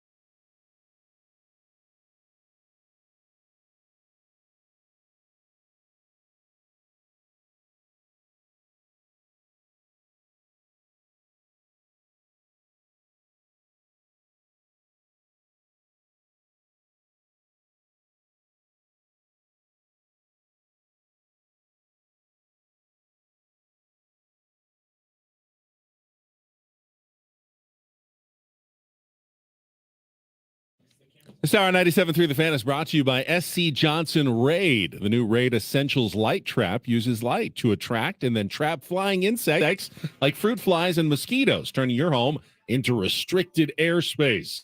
For insecticide-free protection that's people and pet friendly, get new Raid Essentials light trap. All right, so I apologize to Charles in the chat.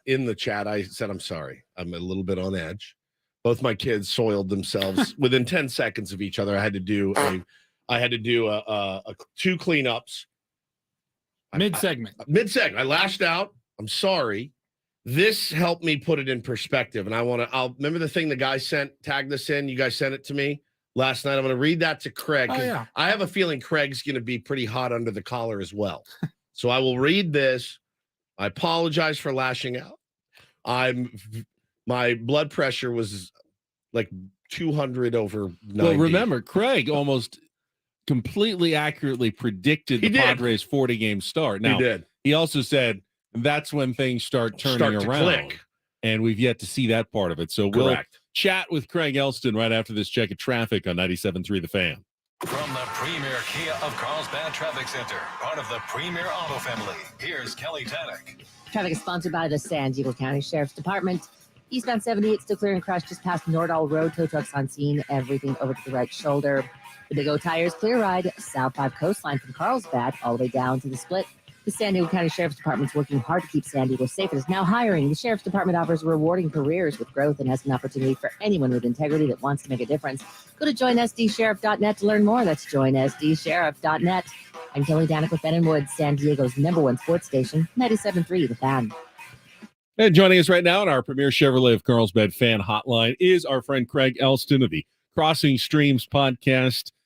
Craig, now, do you agree with my epiphany earlier that for whatever reason, the Padres, the Orioles before them, even the Dodgers when he was on the Dodgers for a couple of months, teams just go as Manny goes. When he is on the team, they can't seem to help but follow whatever he's doing. And it's been absolutely 100% true in his entire time with the Padres, that when Manny plays well, the Padres play well. When he doesn't, everyone else doesn't. No one picks up the slack for him when he's not playing well either. I mean, it's a narrative you can definitely apply, and I'll agree with it in that this week on Padres Hot Tub, we asked the question, what thing, if there's a thing out there, what's the thing that the Padres have to do in order to get to where they want to get? And my answer on the show was Manny doesn't just need to come back. Manny needs to come back and he needs to play like he did in 2022. He needs to play MVP level Manny Machado. And if he does that, the team will get to where we want them to get. And if he doesn't, they're going to have a really hard time getting there. So, yeah, I guess in a roundabout way, I do agree with you. It's hard for me to say one person control, like mind control, you know, Right. like I don't think Fernando shows up at the park and goes, how am I feeling? Better question. How's Manny feeling? Right. I know. Yeah. It's man, weird. It's just weird how it works. Yeah. Or doesn't work. Or doesn't work. Right? Yeah. Yeah. And that's been Losing him. Craig, we're losing you a little bit. The connection's bad. Hang on. Paulie's going to figure Because it why out. wouldn't it be? Yeah, today? people are in my timeline going, well, you're making excuses for the Padres. No, it's not. Everyone else should be better without Manny. It shouldn't matter if Manny's struggling that, all of a sudden Xander can't hit. Why should that happen? It really shouldn't. I'm just saying that that has been the case with every team he's been on. It's kind of a fact at this point. People said, well, the Orioles didn't have the payroll the Padres did. No, they didn't, but they had a good play. I mean, we're talking like a decade ago. They had other good players, who played well when Manny played well and didn't when he didn't. I mean, it's kind of freaky how much correlation there is between Manny and the rest of his teammates throughout his career. Is this thing on? Yeah, now you're we got You're you, back. buddy. Oh, okay.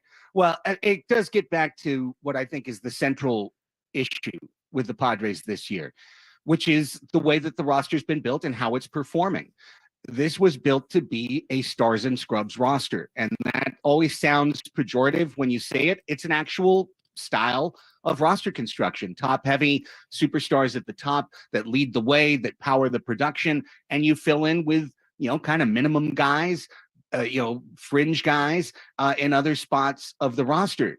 Padres definitely have the fringe guys on, the bottom 5-6 spots of their roster. And I'll just say, because I've been his number one, critic, we're in a Rougned Odor hot pocket, and I'm here for it, right? Like, put the crisping sleeve on the Rougned Odor hot pocket. I'm here for this patch of production. It's outstanding. Doesn't change what he is as a player overall, but he's hot, so you play him. But that's not supposed to be what makes the Padres good or bad. It's supposed to be Tatis, Manny, Soto, Bogarts powering this offense. And look at every one of them, guys. Soto is the only one close to his career OPS plus right now. Everyone else is playing below. Tatis is playing like a good player. We need him to be a superstar. Xander Bogaerts is playing like a defensive wizard that occasionally produces with the bat. We need him to be a two-way stud all the time, and we need Manny healthy, raking, RBI, homers, confidence, defense, everything. Right now, Soto's the only guy who can pretty much hold his hand up in class and say, I'm finishing my assignment. Yeah, you're absolutely right. And for as upset as I was about 30 minutes ago, I saw this tweet that Paulie sent over last night from Alex. He said, perspective, Ben and Woods. So this is really fascinating. Here's some equivalents to how far along the MLB season is right now. If we were in the NFL, we would be end of the first quarter of week 6, okay?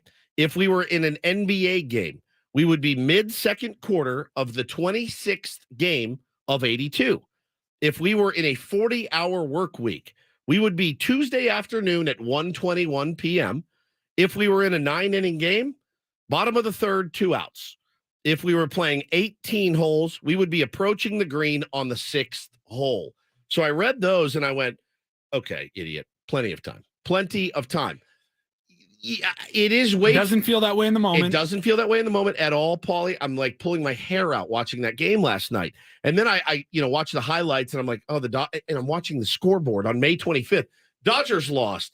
Diamondbacks lost. I'm like, you idiots, you could have picked up a game last night. And then I saw that graphic and I went, all right, we're at Tuesday at 1. We're not even to quitting time on Tuesday yet in the baseball season. Now, I've ruined plenty of golf rounds in the first 5 holes. Absolutely. Absolutely. Yeah, Padres have made a couple of bogeys early, but there are plenty of holes left to make some birdies and eagles and maybe get back under par for sure. But, again, the panic that everybody feels right now comes from watching what is a non-competitive, sloppy on the base path, sloppy AB team, and it doesn't inspire any confidence in you. Earlier in the season, Craig, you did feel like, oh man, we're a hit away in these games. Now you feel like, okay, we may be technically a hit away, but nobody can hit. That's the problem. So it is it's been a tough watch.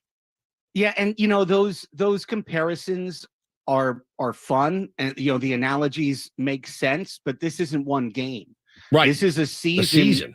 This is a warehouse that you have to fill up with wins over the course of a summer. And right now, the Padres have gotten almost 50 games into the season, and their warehouse is pretty empty. They've only got 22 wins in 49 tries so far. And so, yes, it's early. Also, it's not, because to get to 90 wins, and 90 wins won't win you the division. Right. 90 wins is just, you're almost definitely a wild card team. The Padres have to go 68-45 the rest of the season. It's 23 games over 500 the rest of a season for a team that's 500 49 games in. Does that mean they can't do it? Does that mean it's too much to do? No, of course not. But it's hard to win see. 6-7 games in a row and the numbers become more manageable. But right now, the idea of a team that's lost 5 straight series, including to the Royals, and has a series on the hook in Washington this morning, to say, oh, well, it's the approach shot on the 6th green. Yeah, but we're like 4 over par. Right. Yeah. We're 4 over right now and about to not make the cut. And yeah, there's holes to figure it out, certainly. And the work week one is what got me. That's the one where I'm like, oh, that's a long way to Sunday. It is. On Tuesday at 1:21, you do feel like there's a long way to Sunday and you feel like you won't get there. But you got to play better Tuesday afternoon and Wednesday and Thursday morning. I love these analogies, though. I mean, your warehouse analogy is great, Craig. Yeah, there's plenty of time to fill the warehouse, but you need to fix the forklifts. That's right. You can't fill the warehouse unless you have the proper equipment You have and one manpower to do it. forklift right now that's working pretty good. Pretty good. The rest of them are kind of flat We tires. love making analogies in sports. We love it. We have to. How about Bob Melvin?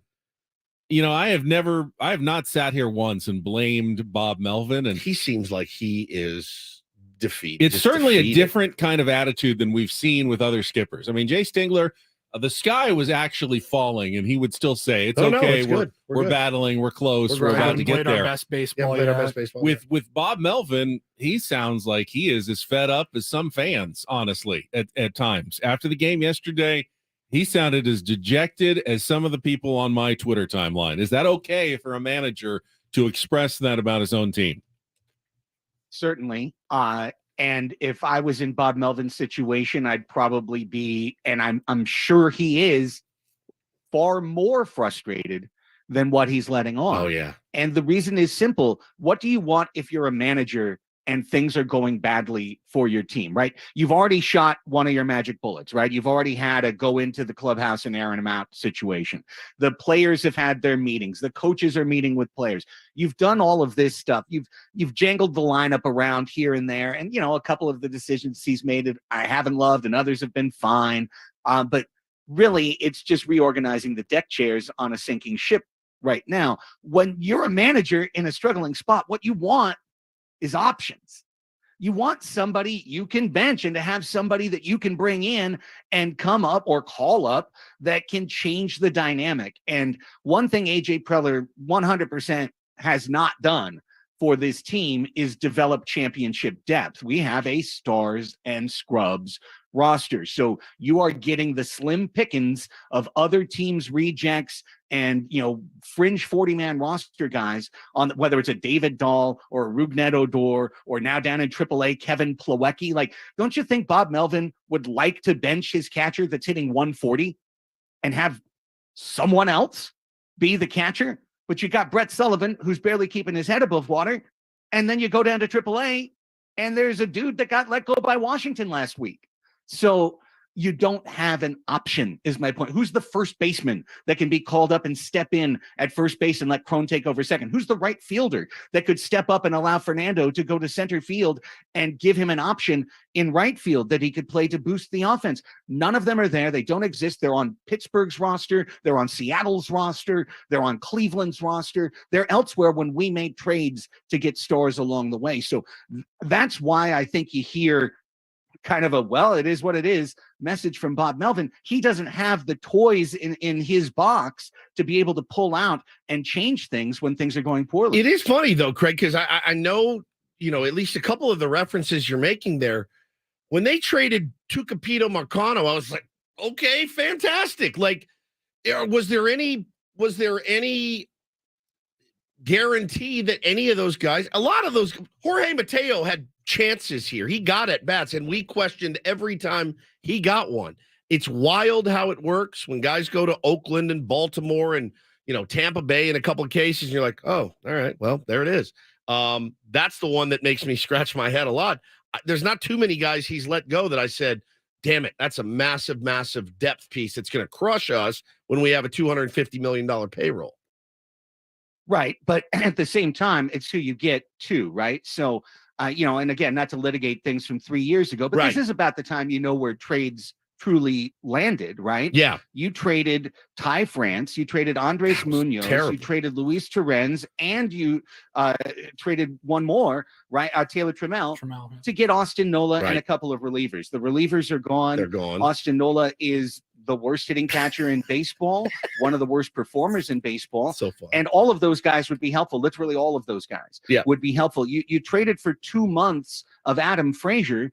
Yeah, Tucapito Marcano, who cared, right? Jack Sawinski, right? He's a been young great. outfielder, left-handed batter with a 113 OPS plus. Is he setting the world on fire? No, but that's what depth is. It's not to say that every time Preller's made a trade, it's a mistake. It's to say that the trades have been of a very similar vein. Yeah. Almost every Preller trade is trading young guys you don't know for someone who's been hot for a minute. Yep. Austin Nola was hot for a minute, right? And Clevenger was hot for a minute, and Frazier was hot for a minute. And it's buying high, selling low. Sure.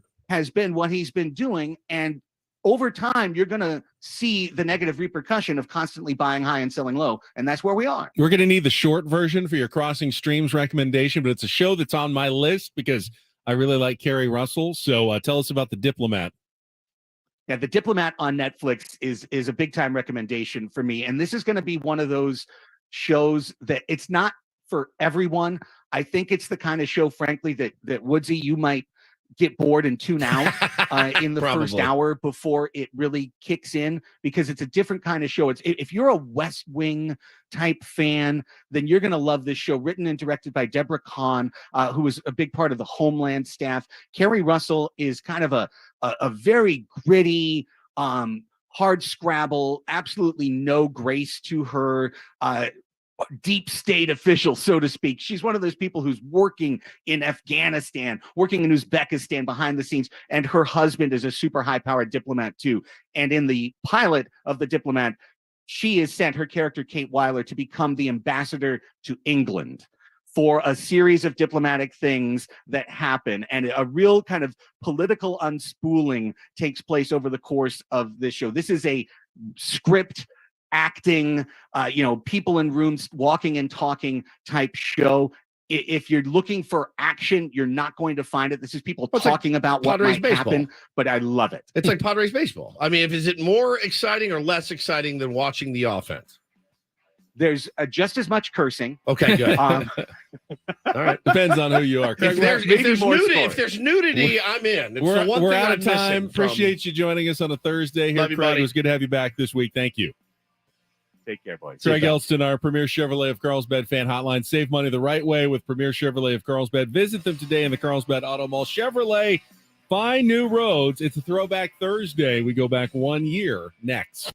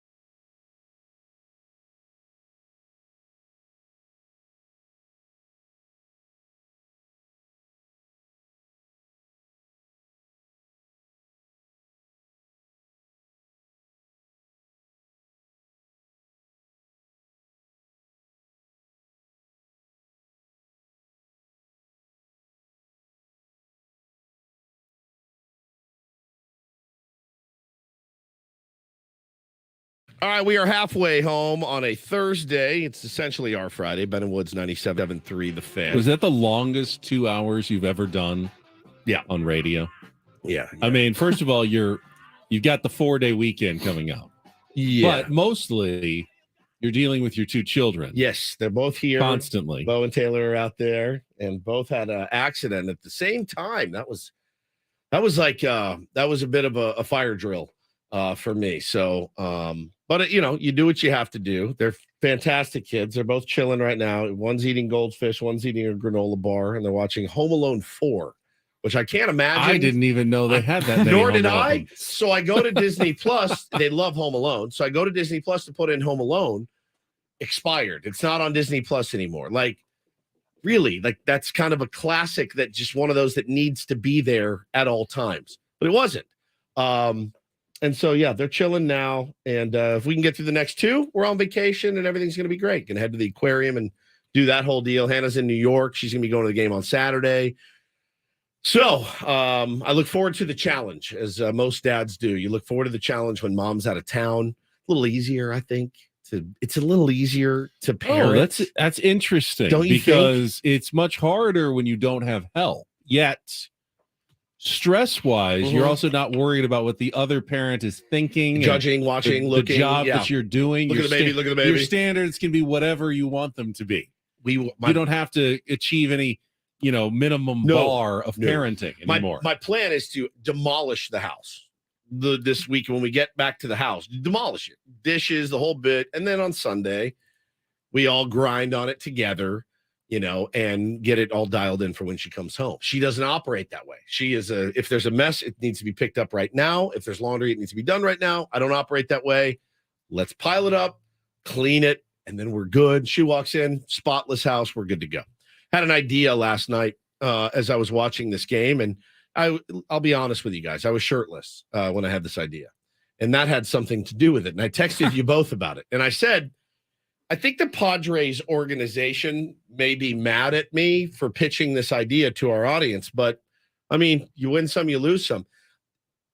I'd like to use their offensive futility to our advantage somehow. And I ran it by Ben and Paul, and I said, what if we made a little graphic, sent it out, challenged our audience? Let's all get in a little bit better shape. We could all use a little tightening and toning and firming, all of us. Not one of us is, couldn't do without it. So I said, man, what if every time they struck out, you had to do 10 sit-ups? What if every time, or 20 sit-ups? Because 20 sit-ups is pretty easy. Every time. I don't know. I mean, they strike out 9 times. 9 times. That's 180. That's way too many sit-ups for me. I'm not doing that many. So there's a couple different ways you can do it. So let's say 10 sit-ups for 10 push-ups for a failure to hit with runner in scoring position, right? So Tatis is up, man on second, 2 outs. He flies out. That's 10 push-ups. You didn't drive in that run. 10 push-ups there. Now, you can do it 2 ways. You can wait till the end of the game, and if they lose the game, you got to do 25 jumping jacks. And I looked at it and I go, I feel like we would all be in a lot better shape with as poor, like use it to our advantage a little bit. I also have started watching the games like I'm watching a slapstick comedy. Makes them a little more enjoyable. What are we calling this? Futility fitness? The futility fitness. Fit and futility. Yeah, futility fitness. Now, I'd like there to be rewards the other way. Like, if the Padres get a hit with a runner in scoring position, eat a sandwich. I get a donut. Okay. If now the Padres win a game, I get a sub sandwich. Or it take it off your tab. You can take it off. So the way that I want to do it is, and it really depends on how you consume the game every day. If you're watching and you're solo, like you are at work, oh man, Grisham, it's like Willie Mays Hayes. Every time you pop one up, you owe me 10 push-ups or 20 push-ups. He's got to do it right there. So you can do it as it comes, which I think may be easier than, oh my God, before I go to bed, I now have 90 push-ups and 300 sit-ups. That's a good point. Like over 3 hours during 3 a game, hours, it's a lot more manageable than having to do them all at once. Yeah, if you want to save up to the end, you could really. And so I thought to myself, all right, I'm going to start that. I'm not going to do it this week. I'm on vacation. I'm going to start it next week when we were back in the groove starting next Tuesday. Yeah, Padres Futility Fitness. Well, hold yourself accountable. We're not going to. No, you don't have to. I We're mean, not you going to can- punish you if you don't do it. Right. But hold you if you want to participate in Futility Fitness, you can. But because you could. I mean, the best case scenario, Padres go get hot, start winning. We're all fat. And you don't have to do much in the way of exercise. Right. Worst case scenario, Padres playing terribly, but you're getting fit as we go along. Yeah, that's exactly right. You did some numbers last night, Ben. Yes. Oh my God. Oh God. I said to Ben, I go, you're at work right now. Give me like what we would have had to do What would our workout have been? the last 10 games, essentially, for Yeah. the San Diego Padres. What did you get for What's the us? So record in if- those 10 games? 3-7, 3-7. I believe. How do we win 3?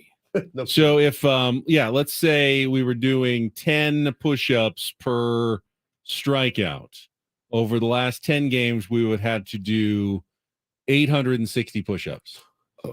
oh my God. An average of 86 push-ups a game. Did you hear that? Wait, That was my soul leaving my body. how much? 860. 860 push-ups for 86 strikeouts. Oh my God. If we were doing 20 sit-ups 86 for a every day. failed attempt with runners in scoring position, we would have done 1,120 sit-ups. 56 times the Padres have come up with runners in scoring position over the past 10 in the games last 10 games. and not gotten a hit. 56 times. In the last But hey, they have 10 gotten about 3 hits as well. So in the last 10 games. Oh my God. I only won yesterday, actually. Oh my God. Hmm. I'm in. Let's do it. That's a lot of fitness. It's a lot of fitness. A lot of San fitness. Diego, already a fit town. We could be the fittest town in America. JWW says drinking games sound like more fun. Yeah, dude, they do, but I'd be at Betty Ford. Imagine doing a shot for every strikeout. I mean, you'd be like, Die of you'd be alcohol like poisoning. pee in your pants every night in bed. There's no way. There's no way you could do it. 10 push-ups, 20 sit-ups per home run. Now, Alex, I mean, 10 burpees. Kate, I hate burpees. I can't do that. All right, yeah. So maybe we can post it on Twitter. What's responsible? I mean, it's up to you to tally along. I can't do it at the end of a game. Like right before bed, I can't go. I gotta go rip out 900 sit-ups before bed. But no, I think You'll it'd be be doing them funny. during commercial breaks throughout the show the next morning. Yeah, exactly. So 10. All right, I can do this. Futility fitness. Futility fitness, 10 push-ups. What's the rules? 10 push-ups for every K Strikeout. Okay. 20 sit-ups for every failure with runners in scoring. And then if position. they lose the game, you do 50 jumping jacks. I worry about that sit-up total because they get a leadoff runner at second base. That could be You might as well 60 start in an getting inning down on the right ground. there. Get ready. Just get on the ground. Just put a yoga mat next to in front of where you watch the TV. I think we could all get shredded. I think it'd be a fun thing to try. I'm sure the Padres are furious at me, but what are you going to do? Hit better, play better. What am I going to do?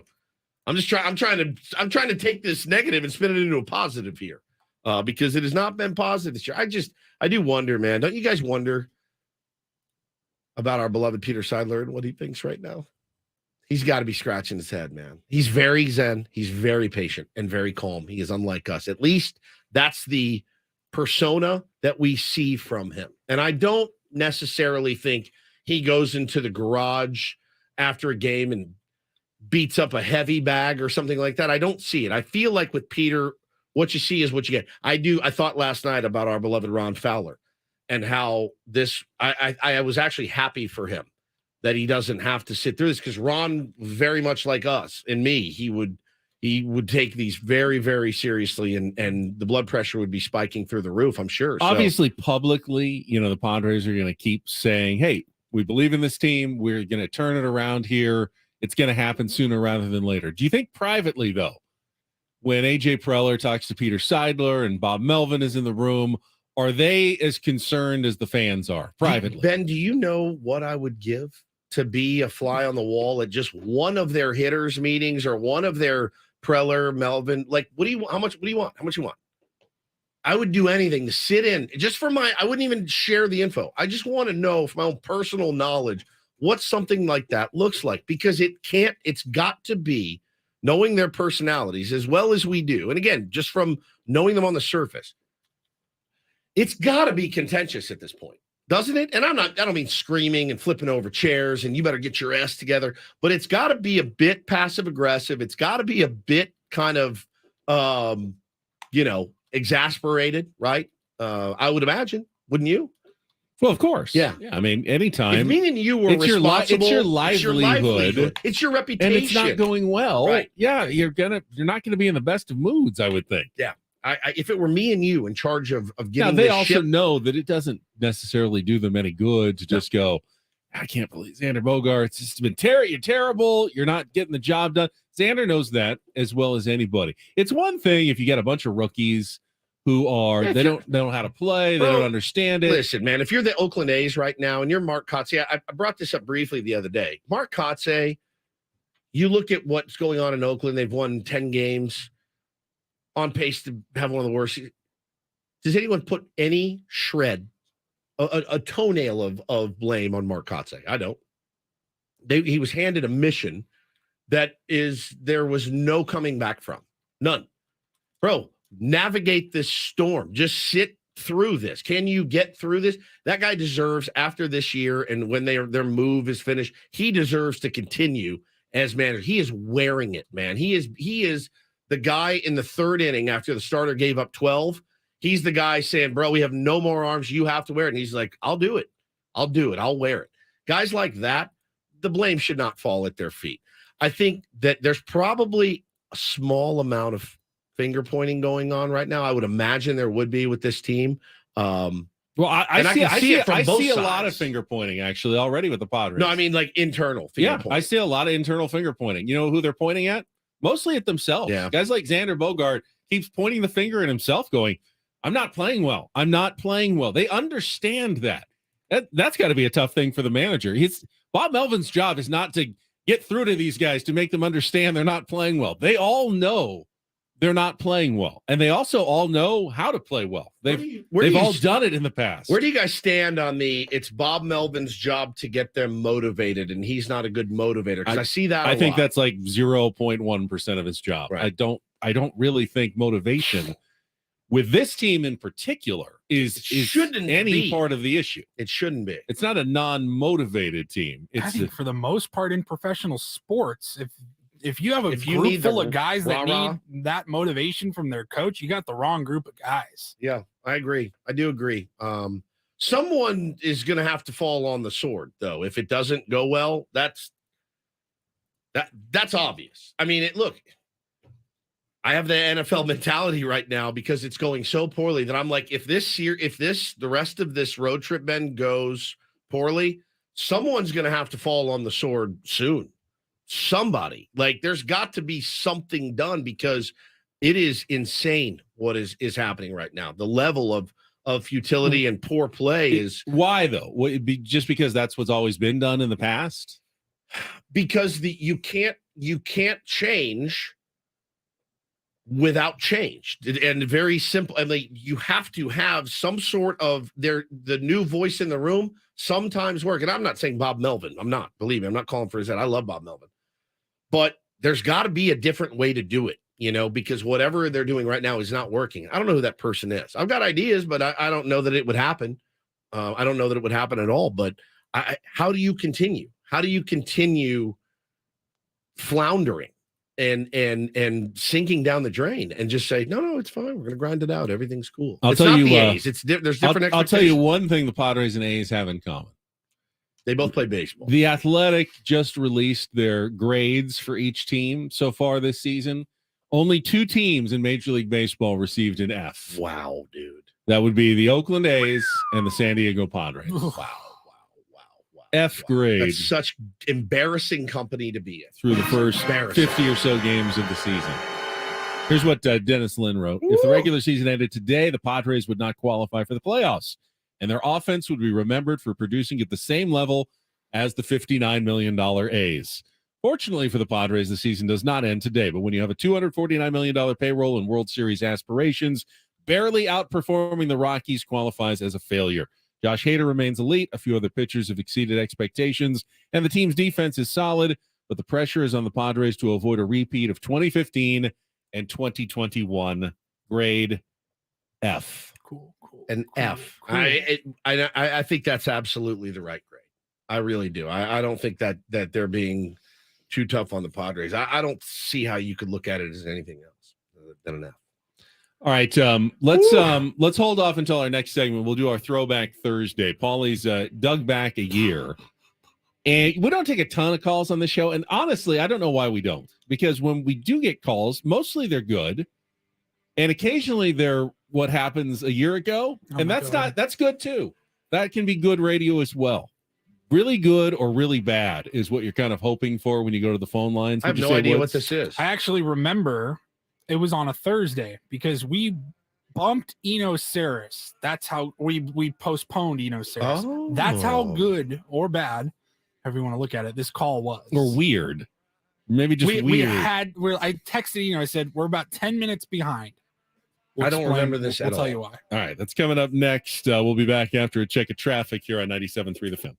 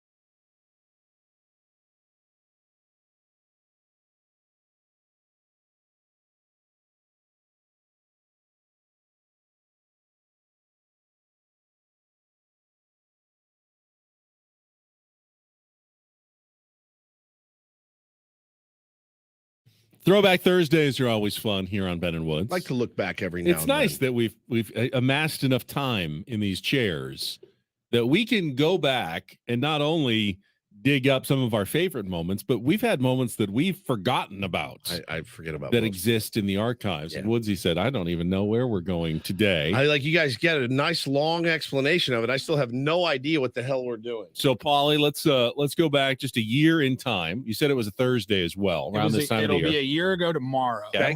But yes, it was a Thursday. I specifically remember having to text Eno Saris and explain to him why we weren't calling him on time. And it was because of Al. Al. Does that ring any bells, Woodsy? Al. We had a caller, and I think we tried to get him on the line, and it didn't work because this clip starts with Ben Yes. saying, "Let's give it one more." Now he did. Ben did what he always does. Yeah, we were up against the clock, and he's like, "I'm going to squeeze one One more question, one more caller, more moment, one more little tidbit." He's that guy at last call that's like, let's get 2 more drinks before we go. I'm like, bro, I can't even stand up. He's that right guy now. in the all staff meeting. All right, are there any other Yeah, questions? I got one more question. I got one more. Shut I'm up. gonna Let us get murder out of here. you. So let's go back 1 year ago tomorrow. Al. I want to try Al one more time because he's called Okay, back. all And I right. felt bad Let's that try it it didn't again. work out the first time. So attempt number 2 for Al here on 97.3 The Fan. Hello. Hi. Hi, Al. This is where you talk now. We got you. Hi, could you hold a moment? I'm an automated Google service and this call is recorded to improve quality. I'm connecting you to the customer now. Oh, okay. Just let it roll. Just wait. What in the F? Hello?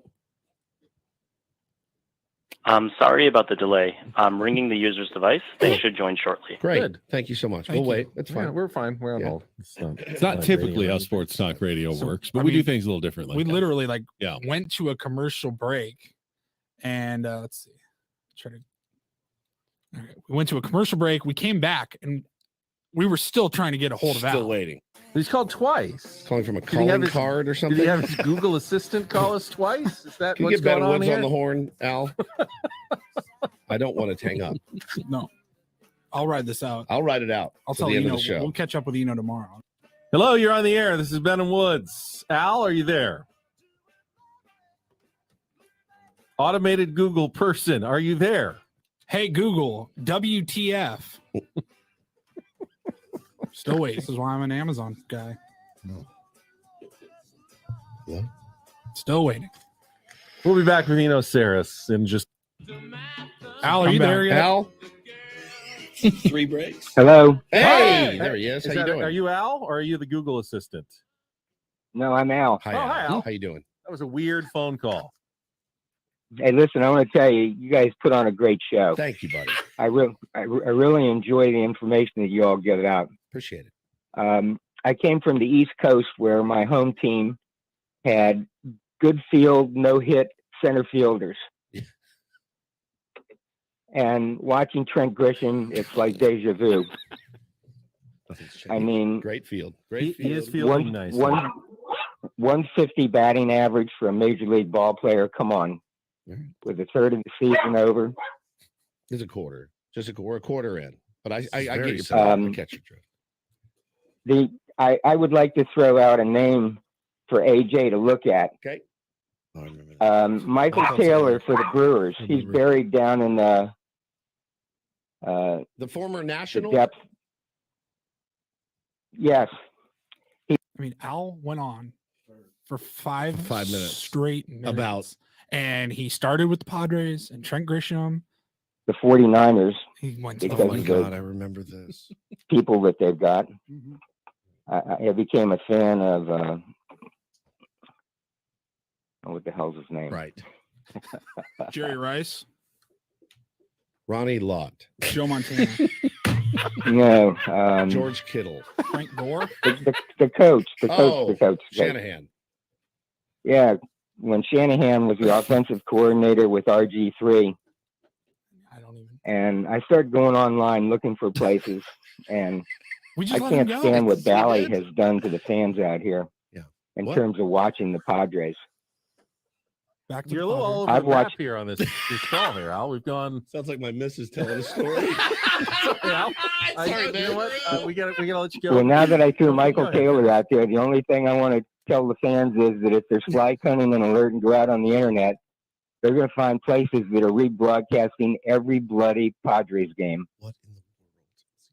He's still going. There were 13 places that were rebroadcasting games last night.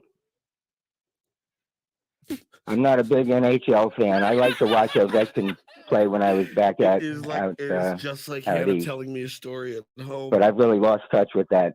Okay. And It's the making this is NBA, I making don't me really uncomfortable. follow that too much either. All right. I mean, we got several minutes I more. can't. I can't do it. I can't do it. I just can't do it. That is unbelievable. We were not on YouTube this time last year. If we had cameras on us during that, Do you want to call segment. Eno and tell him we're going to be a little late because we're replaying the guy that Al's bumped him phone last call time from a year ago? It's we're not going it's- to have time for him Yeah, today. honestly, man, this is where the value of a phone screener really comes in handy. The guy that can be like, all right, man, hey, thanks for the call, Al, and then gives you the don't take Al. Like, but we don't have that. So then again, you could call in, have a great, well-constructed Padres take for 30 seconds. It'd be a good phone call. We're not playing it again a year later, though, Right. but we're playing Al Playing again Al, a year yeah, later. yeah, those are the ones Because that it's stand out. memorable and it stands out. So you'd be really, really good or really, really bad if you want to get on the air with Ben and Woods, is the moral of that story. Roberto says, I'm going to burn the building down. What was it from Office Space? That guy, the dude. Oh, what the hell was Milton. Milton. Milton. Yeah, very, very Milton-esque of that. Oh, thank you for that throwback. That was fantastic. Back to the bathroom I go. Back to the bathroom for again? Woods. Eno Saris with his smart baseball segment on a Thursday. He's got sticky stuff talk. And I don't know if we're going to figure out the Padres or not, but we'll discuss. We've asked him every Thursday We do. during the Same season. questions every week on 97.3 The Fan.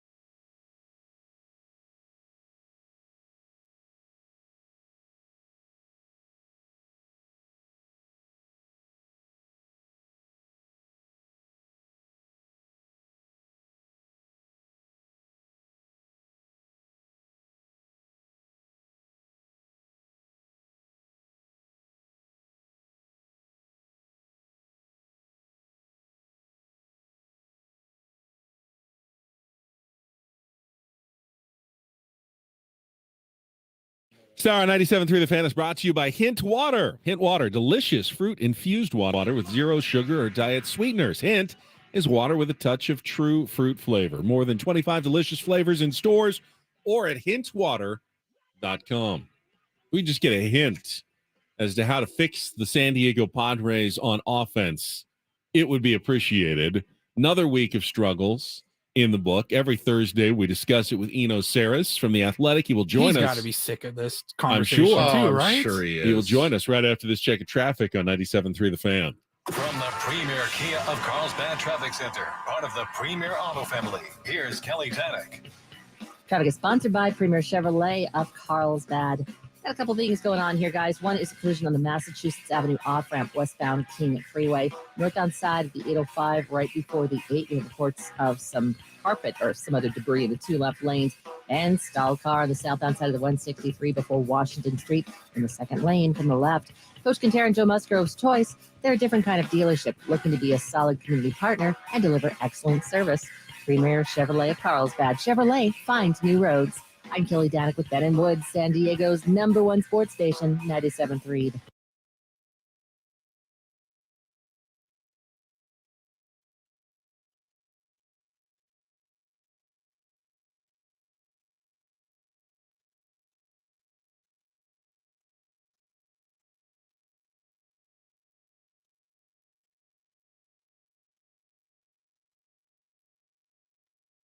Yeah, I hate to be a broken record as we bring Eno back with us on Hey, the Premier buddy. Chevrolet of Carlsbad fan hotline. But, Eno, guess what happened to the Padres this week? They failed to hit with runners in scoring position. They lost some games that they should have won, and we're all sitting here in panic mode, more than a quarter of the way through the season now. Yeah, let's it's a remix. It is a remix. Son of a bitch. It is a remix, Eno Saris. If it gives Padre fans any comfort, and I don't think it does, the guys that are on our squad are certainly not the only superstars in Major League Baseball not performing right now. And, you just did a really cool piece. I do want to get to your sticky stuff piece you wrote, because I was telling the guys about the contraption, the $5,000 contraption.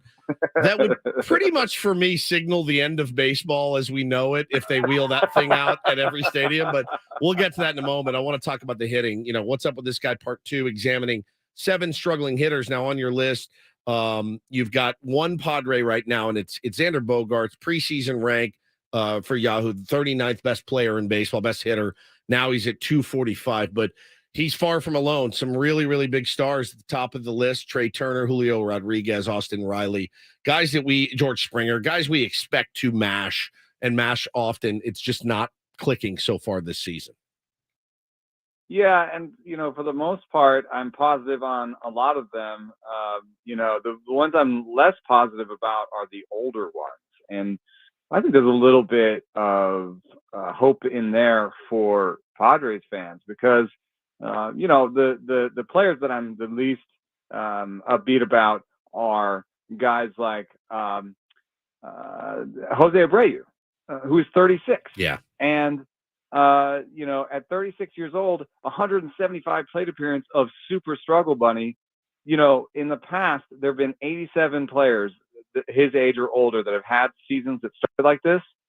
Only 21 of them had another 200 plate appearances, and only one of them had an OPS over 800. Wow. And that was Andre Dawson.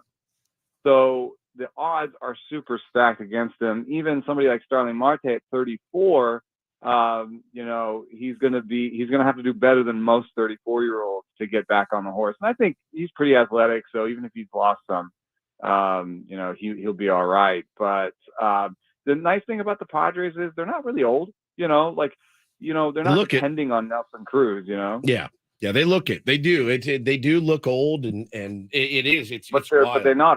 They're not. They aren't actually. Right, Yeah, yeah. and I did notice something when I was looking up the team this week for my 3-0 podcast. So in May, they have a top 10. They have a top 5 bullpen and the sixth best rotation. The Padres do. And I think that passes the smell test. If you've been looking at that bullpen, it's coming together, right? Like the bullpen's not the reason they're in trouble. Yeah. No. And the rotation's been fine. Yeah, not every game is pitched flawlessly, but like they've been pretty good. And it's been the lineup, which is I think was 20th best. And the other thing I noticed was in the top 10. So I looked at increase in slider percentage year over year for batters. And in the top 10, you see Manny Machado, Juan Soto, Trent Grisham, and Jake Cronenworth. So 4 out of the top 10 biggest increases in slider percentage are on the Padres. So I'm wondering if they've got sort of a go get it philosophy, hit that pitch out in front and hit it for power. And if they're being fed a ton of sliders in response. And if that is the case, I don't know, sometimes you got to let it travel in your bag, right? And so you got to, to get out of the slump and be like, I'm going to let it travel. I'm going to hit it the other way. And that means I'm going to hit some sliders the other way too. And, but I'm going to actually hit them, Yeah. And maybe the power will go down for a little bit, but we'll start hitting some singles, and then we'll start getting more fastballs, and then we can hit the fastballs for power. So, I wonder if there's something there, an adjustment to how many sliders they're seeing. As someone who deals with baseball statistics more than just about anyone else, in your opinion, how many at-bats does it take in the big leagues before you have a sense like, okay, we know who this guy is now? I mean, is it more than a full season? Is it 3 years, like 1,000 at-bats? Where do you kind of draw the line where we can now predict what kind of player this is based on his past performance? That is a great question, because you've got guys like Alec Thomas coming up for the D-backs, and they gave him, they gave him about, let's see how many plate appearances they gave him, 534 before they sent him back down, combined in the first 2 seasons. I think that's a little light, and I don't think that the Diamondbacks would say that they've given up on him, right? But around then became time to be like, well, he hasn't been a league average player in the big leagues yet, so he needs to go back down and work on some stuff, right? So I would think around 1,000 plate appearances is where you can start to say we were maybe a little bit wrong about how good this player can be. No, that's fair. And I wanted to connect it to the Padres because most of the guys on the team have well over that. Oh, you're asking sort of like in one? Oh no. Yeah, so there's a career versus. Yeah, I was talking career, but you mean in 1 year? No, I'm talking about career. Career, Xander Bogaerts. We've seen enough of Xander. We've seen enough of Manny, obviously, to know what kind of players they are. Yep. The guy that I'm leaning toward is Trent Grisham, because I thought in the first couple of years of Trent Grisham, we had a pretty good idea of who he was. Decent hitter, going to hit 250, 260 with some power. He's got a good eye, is disciplined at the plate. And now we've got about 1,000 plate appearances or more in the last couple of years of a completely different guy who's been terrible. And I'm just trying to figure out like where change of him. Yeah. Yeah. When do we decide that Trent Grisham is no longer the player we thought he was? Yeah, I mean, what's interesting is that if you just take the sum of everything he has done in the big leagues and compare that to his rest of the season projections, it's virtually identical. Wow. So basically, he is all of those things wrapped up into one. But that also means that the 250 hitter might be gone. So in terms of rest of season projections, 215 to 220, 315 on base percentage, and a sub 400 slugging percentage. Good defense, but at some point, it's with that OBP, it's almost league average, and with the defense, it's still a good player. But that's why I was talking about trying Tatis in center. Yeah, a couple episodes ago on the show was just that this is the type of player that you could really love as a fourth outfielder, I think. You know what I mean? Like, good idea. Come in, play good defense, get on base. So, like, if I was looking for something to goose this team along, I'd be looking for a corner outfielder, and I'd be trying Tatis in center, because there's no reason Tatis can't be a center fielder. And if you're paying him the money you're paying him, he should probably play a premium defensive position.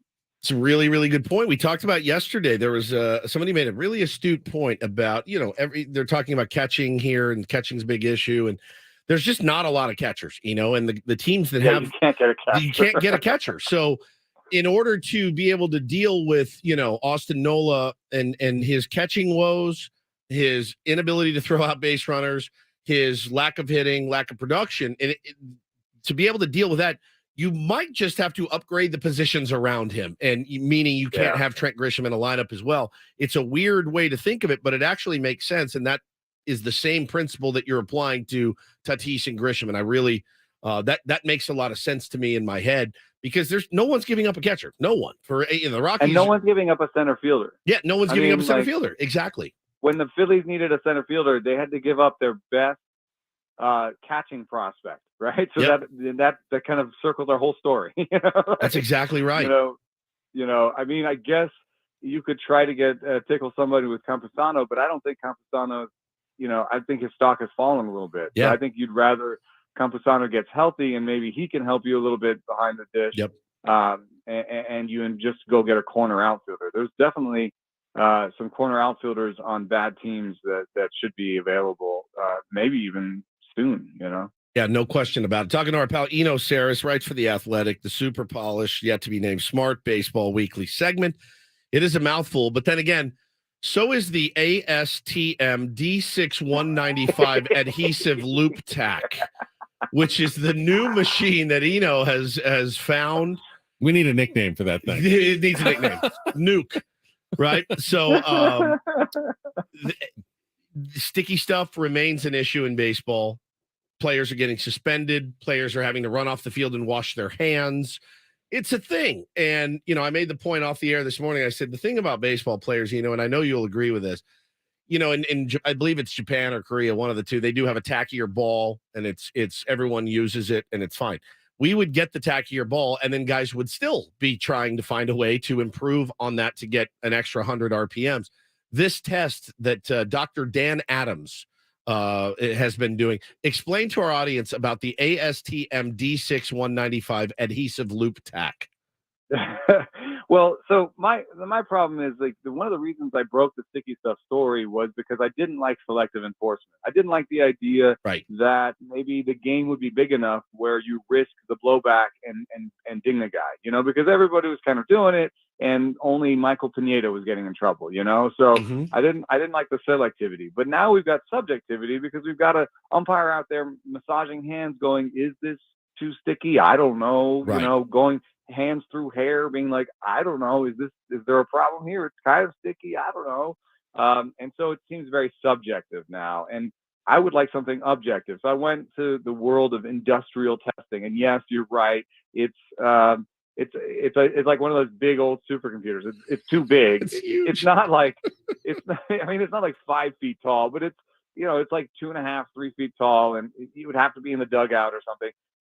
My point is not so much that we're going to wheel that machine out, and that you're right. It would be ridiculous if that was on the field.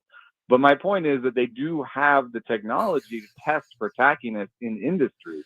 And if that could be adapted to baseball somehow, that would be cool. But then, in the story, I had a better example, a better test that is also objective.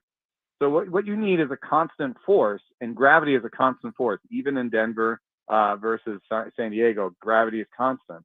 And so what you just need is a ball that's lighter than a baseball, but covered in leather. And then you stick that ball. So imagine a wiffle ball covered in leather, right?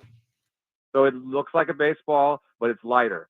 And you stick that ball on their hand, and if it doesn't fall, they're popped. That's incredible.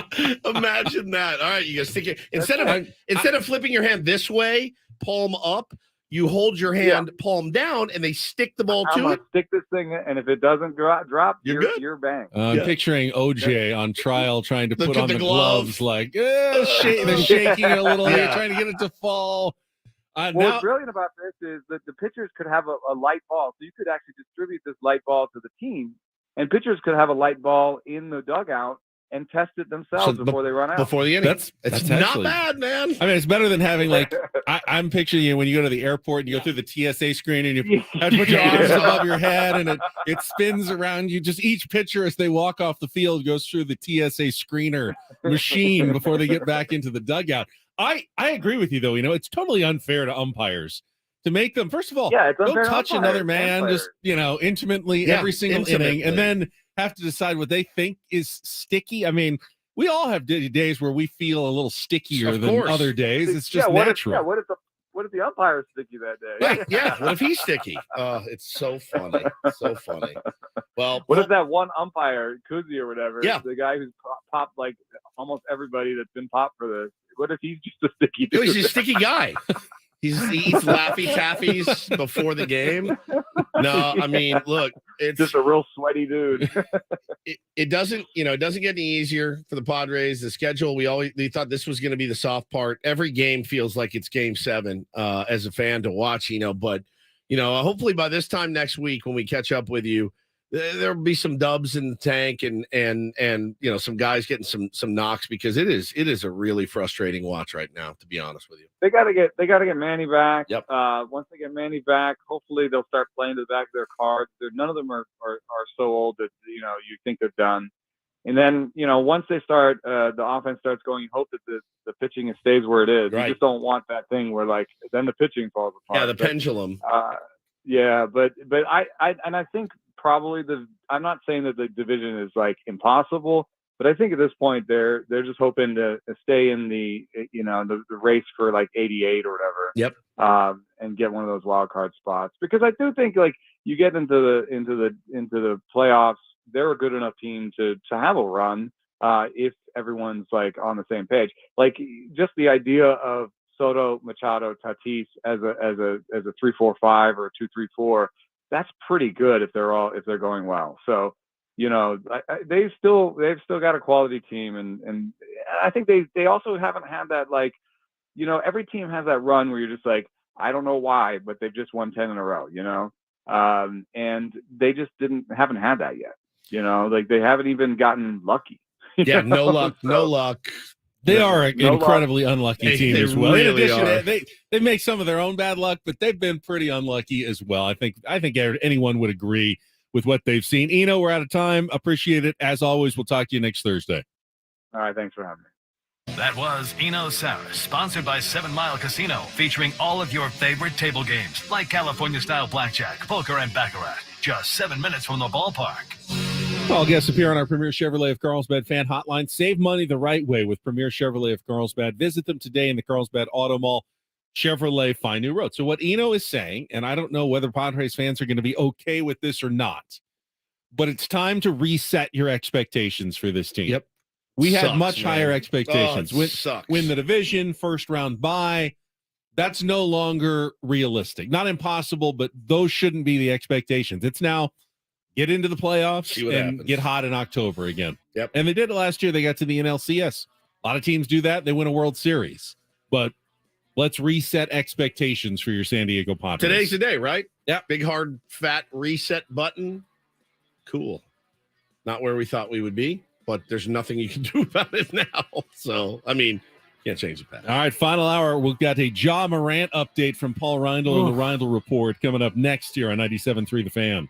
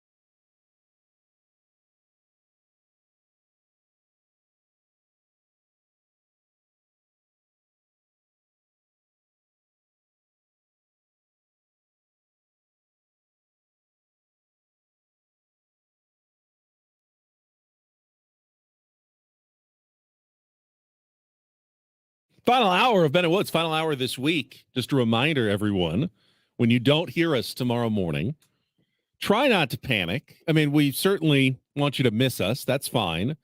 But we won't be on the air tomorrow. And then we won't be here on the air Monday for Right. Memorial Day. So we'll be back on Tuesday morning, 6 a.m. It'll be just me and you. Paulie will be kicking it in Vegas. Paulie will be back Thursday. So it's going to be a little bit different, as it's a little bit different right now with these two heathens in studio. Hey, I'm on the radio, so if you can be quiet, that'd be fantastic. Let me Okay. throw out, since we need an over-under bet. Yeah, we need what an did you do? over-under bet for the weekend. Padres, over-under. Oh, my God. Over.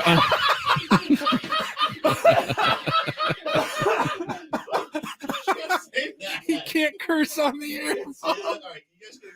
Oh, my God. Oh, that's a bad word. I know you picked yesterday, but I'm going to set the over under, and Woods is going to take care of the children.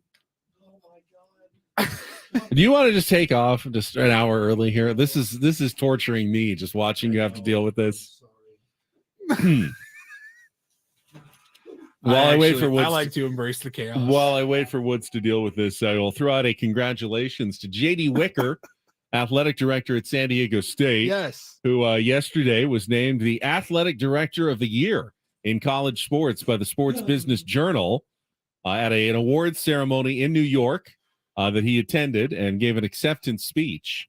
Was the first ever non-Power 5 conference athletic director to win that award. Obviously, credit for getting Snapdragon Stadium open, having a basketball team that went to the championship game at the Final Four, and some other good things that have been happening in and around the San Diego State athletic program, being noticed by people around the country.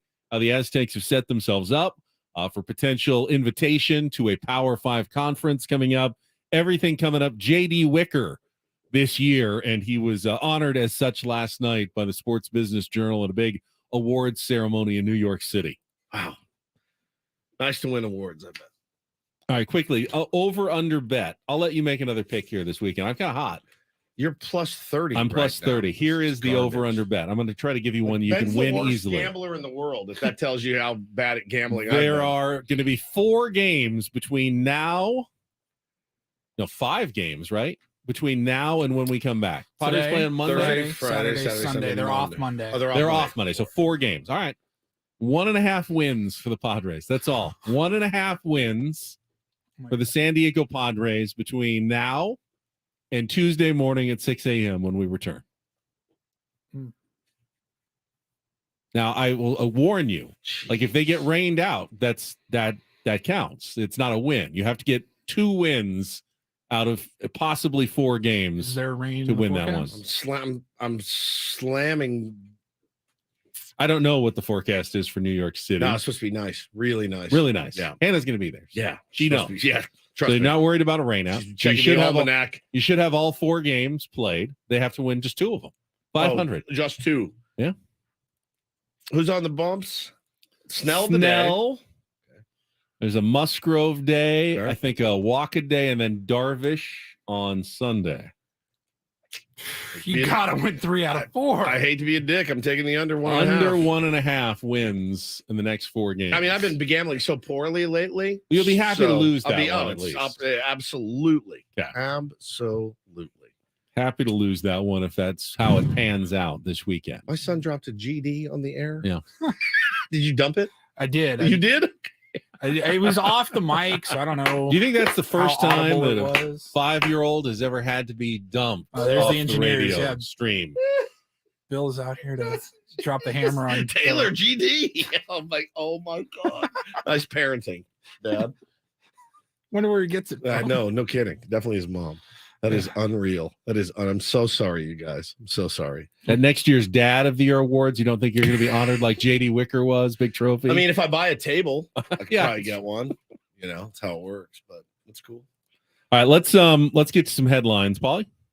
And get things started here with our today's edition of the Rindle Report. Now tuned into the greatest.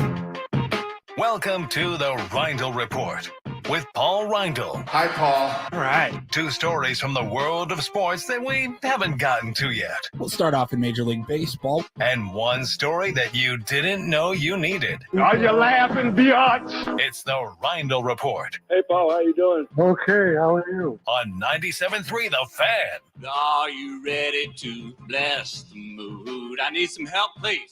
That was good. Can I get a yeah? Oh yeah. All right. Once again, we are asking, how can we bless the mood? I really don't know at this point. Just bring the boys back in. That'll bless the mood. I think going away for 4 days is the best thing that can happen, because if we're as unlucky as we feel like, we'll have a lot of wins that we won't get to talk about while we're 6 gone. days. That's absolutely right. Yeah. My boy Mazzone yesterday goes, I'm glad that's night out garnered us 1 win so far. It's the Nationals, man. And the Nationals and the Royals, those are the ones. Now, that, if they win today, they win the series. you're not going to complain about winning a series. No, you hell win no. 2 God, out we of haven't every won a 3. series in You win weeks. 2 out of every 3 games, you're fine. Yeah, absolutely. So It's hard to see the forest through the trees, though. Yeah, they're going to lose some games the rest of the season. We can't panic every single time the Padres lose, yet it does feel that way when you lose to the Nationals. But they were never going to win every single game on the road trip. They were never going to win every single, sweep every series the rest of the way. That's not how baseball works. So Nope. we have to accept some losses. Oh, we what have. happens today then determines how we should feel about this series against the Nationals. Paulie? You gotta win this game today. You kinda do. Like, you just gotta win this Win one. game. You kind of do. You kind of do. All right. It's a AAA lineup. AAA. Dom Smith, some guy named Cole I've never heard of. Every single average in their lineup Candelario. is better I than know. the average of every player in the Padres lineup. It's unreal, man. Unreal. I hate it. Maybe we'll watch some hockey tonight. Yeah, Got hockey. The Stanley Cup playoffs continuing. So yesterday, the Panthers beat the Hurricanes 4-3. They swept the Eastern Conference Finals. That's over. That is over. I saw someone point out that might have been the closest sweep in playoff history in any sport. Because, you win 4 games, you think, oh, you absolutely dominated. No. Let's go 3 of back. the games. Game 1. Yeah. In quadruple overtime. 4 Four overtimes. OTs. You 3-2. watched some of that Yeah. one, Benny. Yep. Game 2, Panthers won 2-1 in overtime. In overtime. Game 3, Panthers won 1-0 Yep. in regulation. And yesterday, they got the sweep 4-3 in regulation. On a goal Man. with 4.9 seconds left in regulation. Oh. It was 10 goals for the Panthers. 1, 2, 3. We don't care 6. about the Carolina Hurricanes, but if you are a Carolina Hurricanes fan, like our friend Jordan in North Carolina, that was a torturous series. Yeah. Every single game, you were like a hit with runners in scoring position away from winning. Oh. One bounce of the puck goes your way. Brutal. The Hurricanes could easily be walking away with a sweep of their own. We can of that relate. series. We can relate. That's how close it was, and they lost every single game. If you want to watch some hockey tonight, By 5 the way, o'clock. Matthew Tkachuk had 3 of the 4 game winners Not bad. in that series Good as night well. in the NHL. That's Yeah. badass. Yeah. Tonight in the Western Conference Finals, the Golden Knights taking on the Dallas Stars. They're about to in sweep too, aren't Dallas, they? and Vegas Here in leads Dallas. that series 3-0. Yeah. So they are going for the sweep 5 o'clock tonight on ESPN. I know Canadian. So I don't think there hasn't been a Canadian Stanley Cup winning team since Edmonton. I mean, Sounds right. it's been like decades, and you've got to be looking at Canada. This is our national sport, and you're going to have Florida against Vegas. Somebody in in the Stanley Cup Finals. Somebody in our chat, remember last year, Astros Guardians in MLB playoffs? It was a Yes. sweep, but it was so close. His name is Satan's Blowfish, by the way. Okay. Yeah, he said, remember that one. That was, those are good series. Those are really, really good series. And of course, you're like, but we just got swept. But God bless it. It's excruciating because you're so close every time. In the NBA, yet another update on John Morant, who's just made several appearances on Don't Do This and other parts throughout our show over the last few weeks and months. Yesterday, police in Tennessee conducted a welfare check on him after he posted some bizarre or cryptic messages on his Instagram saw account. that, man. So early Wednesday, or possibly even late Tuesday, like overnight, Morant posted and then deleted some messages and pictures on his Instagram account. Said like, "Love you, Ma," with a blue heart. No. "Love you, Pops," with a blue heart. "You the greatest, baby girl. Love you," with a blue heart. He then followed all of that and just said, "Bye." Bye. Little cry for help. Maybe that's at least what the police That's what were they thinking. thought. Somebody The, tipped them off and said, "Hey, man, go check this guy out." But in actuality, he was just pulling a Woods. What does that mean? Correct. What is little a bit. Woods? Yeah, so police were alerted and they went to his home What does yesterday pulling morning. a Woods mean? They checked on him and he's fine. He said he is just taking a break from social media. Oh, That's what pulling a Woods is. But it was He was saying goodbye to Twitter, not to existence. But I didn't say. I didn't do that. No, but Hey, I you love did. you guys. You disappeared from Yeah. social media. Well, but I told you guys I was nuking. You did. Yeah, he I just announced didn't. it. He didn't say it directly. you So when used he, one of your platforms Yeah. to explain why you were leaving another platform. Right. And Ja he didn't. technically kind of did, but he also could have just written some text on an Instagram Did he show story. up to the door like in like gym shorts, no shirt, holding a Pop-Tart, and he's like, "What did I do now?" And they're like, "Bro, are you good?" He's like, "I'm having breakfast." No, I'm playing Fortnite. Yeah, I I'm playing swear Fortnite. I did not post any more videos I of didn't myself know. with a gun. There's no guns here. I did nothing. He's like, what? They wake him up. He's like, "What? What's going on?" He's just in his gym shorts, like in his socks. Like, "John, are you okay?" He's like, "I'm good." Heck, if they sent the police out every time people tweeted out things something- that sounded like they were depressed, entire Padres Twitter would be visited constantly doubt. by the police. There's no No, question. but tip of the cap to the police for at least just checking on him. No doubt, Because no that doubt. it was weird to He's see just, that. you forget again, like he's such a young kid. So he's what, 24, 27, 24? He's 24, isn't he? He is 23. 23 Wow. years old, man. I mean, I'm very sympathetic to young people making stupid mistakes, as I was one of them for many, many years. You're 48 and you I'm can't deal with social 48. media. Yeah, 100%. That's You're more than that's you're more than double the that's age of John that's Morant. Unfair to say. All right. I choose not to anymore. Well, you're right. I can't. Finally, gentlemen, something went viral on TikTok and just spurred a ton of people to weigh in on the subject. A woman given a master class in pettiness. Love this. Woman in the UK has gone viral. She caught her boyfriend cheating. Okay. She's, it happens, not a good thing. It doesn't feel good. And she got back at him, not by cheating. She didn't physically assault the guy. Did she go carry Underwood and slash his tires? And You're close, but not quite. No? She hid smelly food in his apartment.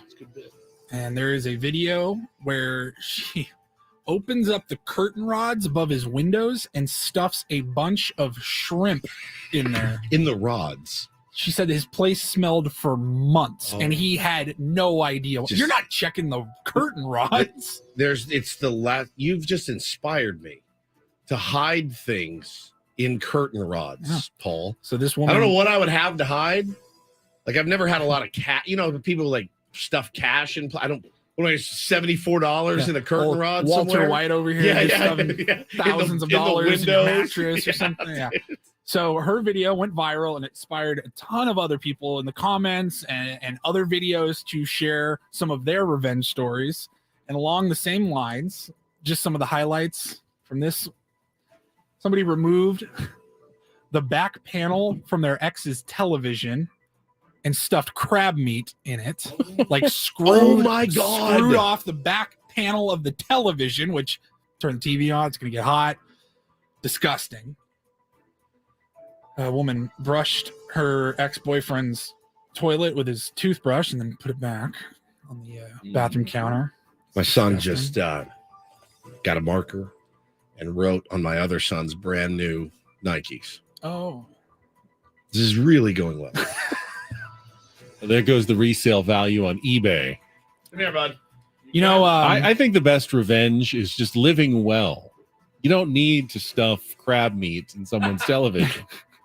Somebody filled a spray bottle with milk and then sprayed the Everywhere milk just to get just that sour ever so smell. lightly Yeah. You don't see all it. over his carpet. Just a nice sour milk smell all over the place. I hate bad smells. I do too. The worst smell I've ever smelled in my entire life, number one, bar none. Protein shake. Drank it in the car, and I think it was one of the homemade, like you shake it with water. Drank it in the shaker, left it in my car, and it rolled under the seat. And I was like, man, I smell the faint smell of something horrendous.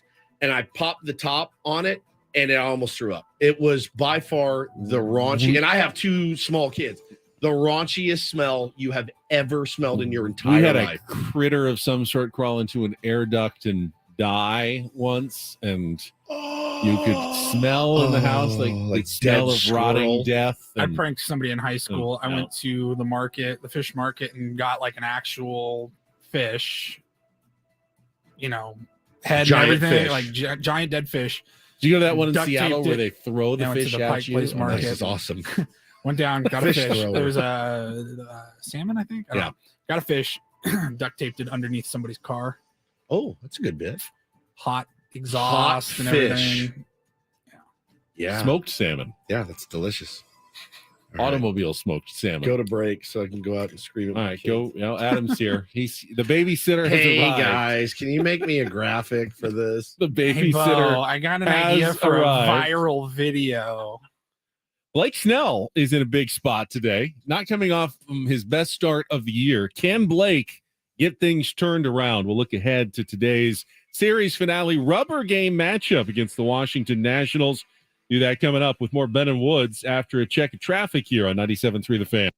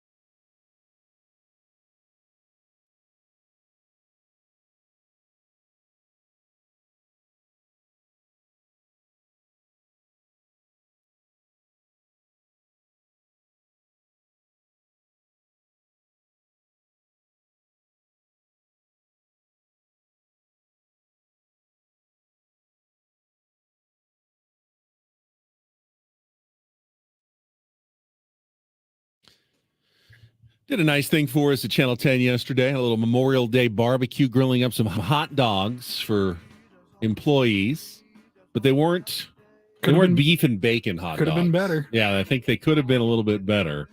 Paulie is going to be out somewhere today with Slater's 50-50 beef and bacon hot dogs. Ralph's in Encinitas. Yeah, a little Odyssey takeover at Ralph's off El Camino Real in Encinitas. I'll be there from 1 to 3 today representing the crew. It's the launch of Slater's 50-50 beef and bacon hot dogs. So pick some up for the weekend. You also have a chance to win a pair of tickets to see the Padres take on the Pirates later this summer. I think that's in July is when Pittsburgh comes to town.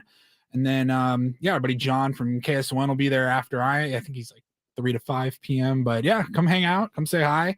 And would love to see you guys. Same shopping center where I took my dog yesterday to get her stitches out at the vet. How's she doing? She's doing okay. Still have a little antibiotic cream just on a little area under there that I still have to apply twice per day just to make sure it heals properly. Oh, no. It's a lot of work. It is. Being a pet owner or a parent, as we've seen this morning. Oh my God, you guys have seen me at my in the blender.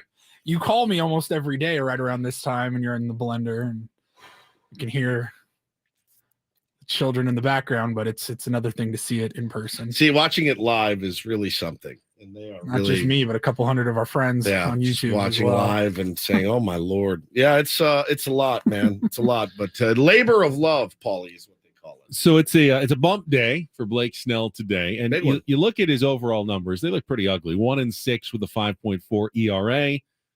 He's got to be better than that. But I looked into the numbers behind the numbers. And while this is true of every pitcher pitches almost invariably, pitches better when they're ahead in the count versus behind in the count. Sure.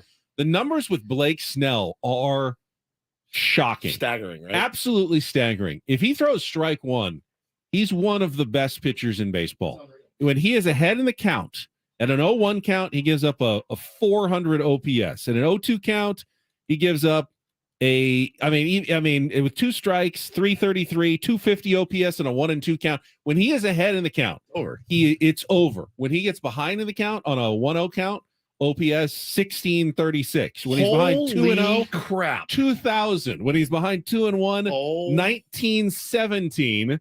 When he's behind 3-1, 1750. And on a 3-0 count, just happened a couple of times, 4,857 OPS. It's shocking the 1-0 number how is, much strike one determines whether or not Blake Snell is going to get the job done or not. And I know it's not the highest of the bunch, but the 1-0 OPS of 1,600. Yep. 636 average, 1,000 slugging percentage. That's staggering. It's a limited sample size even at this point in the year. But I mean, 1-0s are because that's only times where the guy swings and puts the ball in play. Right. Because otherwise, 1-0 you swing, that doesn't go on to there. That just becomes a 1-1 count then. But foul of the guys who have put the ball into play, they're dominating when they're ahead in the count against Blake Snell. Holy crap! And when he's ahead in the count, he is dominating. That's been the knock. It's true of everyone, but in Blake Snell's in particular, so important that he gets ahead in the count. And the other thing for Blake, so important that he gets run support, and that is not something that really any of our pitchers are getting at all. And he had a really decent streak, man, of 3 games, 6 innings each time, right around 100 pitches. And obviously, we got to stop begging Blake Snell to be to economize. He's not an economical pitcher. By the way, because of the book, as you just said, what's the book? Wait him out. Yeah. By the way, he's only given up 3 hits on the first pitch all season long. Yeah. 3. It's almost like just groove one in there. So yes, exactly. Until teams adjust and do something else, Blake should basically just be throwing a fastball down the middle every single time. Yeah. And then he becomes one of the best pitchers in baseball when he's ahead of the count. Staggering. He had that streak, 6 innings, about 100 pitches. He's not an economical pitcher. Let's stop begging him to be. You can wish it all you want. It's not going to happen. He has economical innings. The thing with Blake, and I think this is true for a lot of big league pitchers too, it's the snowball. If you boot one behind him, you're screwed. If he walks somebody, you're screwed. If he walks 2 guys, you're dead. The game feels over at that point. It's what happened in his last start against the Red Sox. I mean, he walked 2 guys. And you're like, all right, that's church for us. Might as well do something else. Blake has some of the nastiest stuff in baseball. We've said it like a mantra. He's just has to figure out how to get out of his own head, nameless, faceless opponent, stare at the glove, and I know it's so much easier said than done. But that great stuff means nothing if he's behind in the count. Right. Because they see they see a spinner coming and they're ahead in the count 1-2. No, they're not going to swing at that. They wait for the and heater. It probably is going to break below the zone because they usually do because he's got such nasty stuff. He does not throw those secondary and third pitch. He does not throw them. You know, you'll watch a guy. You'll watch Michael Wacha, right? And Michael Wacha will pitch backwards. Sometimes he'll go 2-0 and he'll just snap a curveball in there, and Nola doesn't move his glove. Oh God, he's pitching backwards on me. Strike 1. Blake Snell 2-0, and he decides to pitch backwards, and he throws a slider. It bounces in the dirt. Now you're 3-0. Right. He doesn't have that. It only works when they're protecting 1 and against 2, the fastball. 0-2, yep. And they have to swing, and then they go right over the top, and he gets his strikeouts, which he gets. And it doesn't mean, he always gets his Ks. It doesn't mean he's not nasty. He's absolutely nasty. If Ruben Niebla could figure out how to harness that, or even just say, Blake, throw that slider almost like give up on it halfway. You don't have to throw it like a fastball, because there are guys, and I love this pitching talk. Greg Maddux talking about Tony Gwynn. I couldn't get him out with anything, so I started throwing my changeup as hard as I do a fastball, and my slider. I started throwing my slider like a fastball, mixing up speeds. Blake has 2 speeds. Well, he has 1 speed. Everything's hard. Everything's just hard. Some of it spins, some of it doesn't. But man, if he could just almost kind of half-ass the slider for a strike. If he could get a get me over slider early in the count, imagine what a weapon that would be for Blake Snell, because no one's going to swing at it. No. They see the spin. They're like, nope. No chance. If he could get that over, get ahead in the count. I just told you the numbers when Blake Snell is ahead in the count, how insanely good they are. It's so hard. It feels like what you need from Blake Snell right now. That's exactly right, Benny. So big start for him. Would be so nice to end, to win this series, and especially after yesterday's game of just paltry, anemic offense. Again, bad defense. So don't know much about the guy he's facing. Jake Irvin, a right-hander who wears number 74 for the Nationals, is pretty anonymous. 1-2, 5.5 ERA. Sounds like a body that they're throwing at the Padres today. It's the kind of game when you have a former Cy Young Award winner and a team like the Nationals is throwing a warm body out there. These are the kind of games you want to win 8-1. Oh, knock on. It just doesn't. It hasn't been happening for the Padres this season. I mean, no small tasks this weekend against the Yankees. I think they will get Cole on Sunday. Is that right? Darvish Cole. Is it Darvish Cole? All right. Well, I mean, look, the Cole is really good. I think some of the other guys in the rotation are beatable, but anybody can get. According to ESPN, it's Musgrove, Severino. Okay, then he's fresh off an injury. Wacha undecided, and then Darvish Cole. Okay, yeah. I mean, you can win 2 of those games, but you got to win 1 game. You got to win today. Early games on Saturday and Sunday as well. 10:05 a.m., 10:35 a.m. on Saturday and Sunday. Excellent. Hannah has rejoined the chat. Oh, from the plane. She says, "I'm living the dream in first class right now. Hope you're having a good show with our little angels." Oh, it's been amazing. It's been amazing.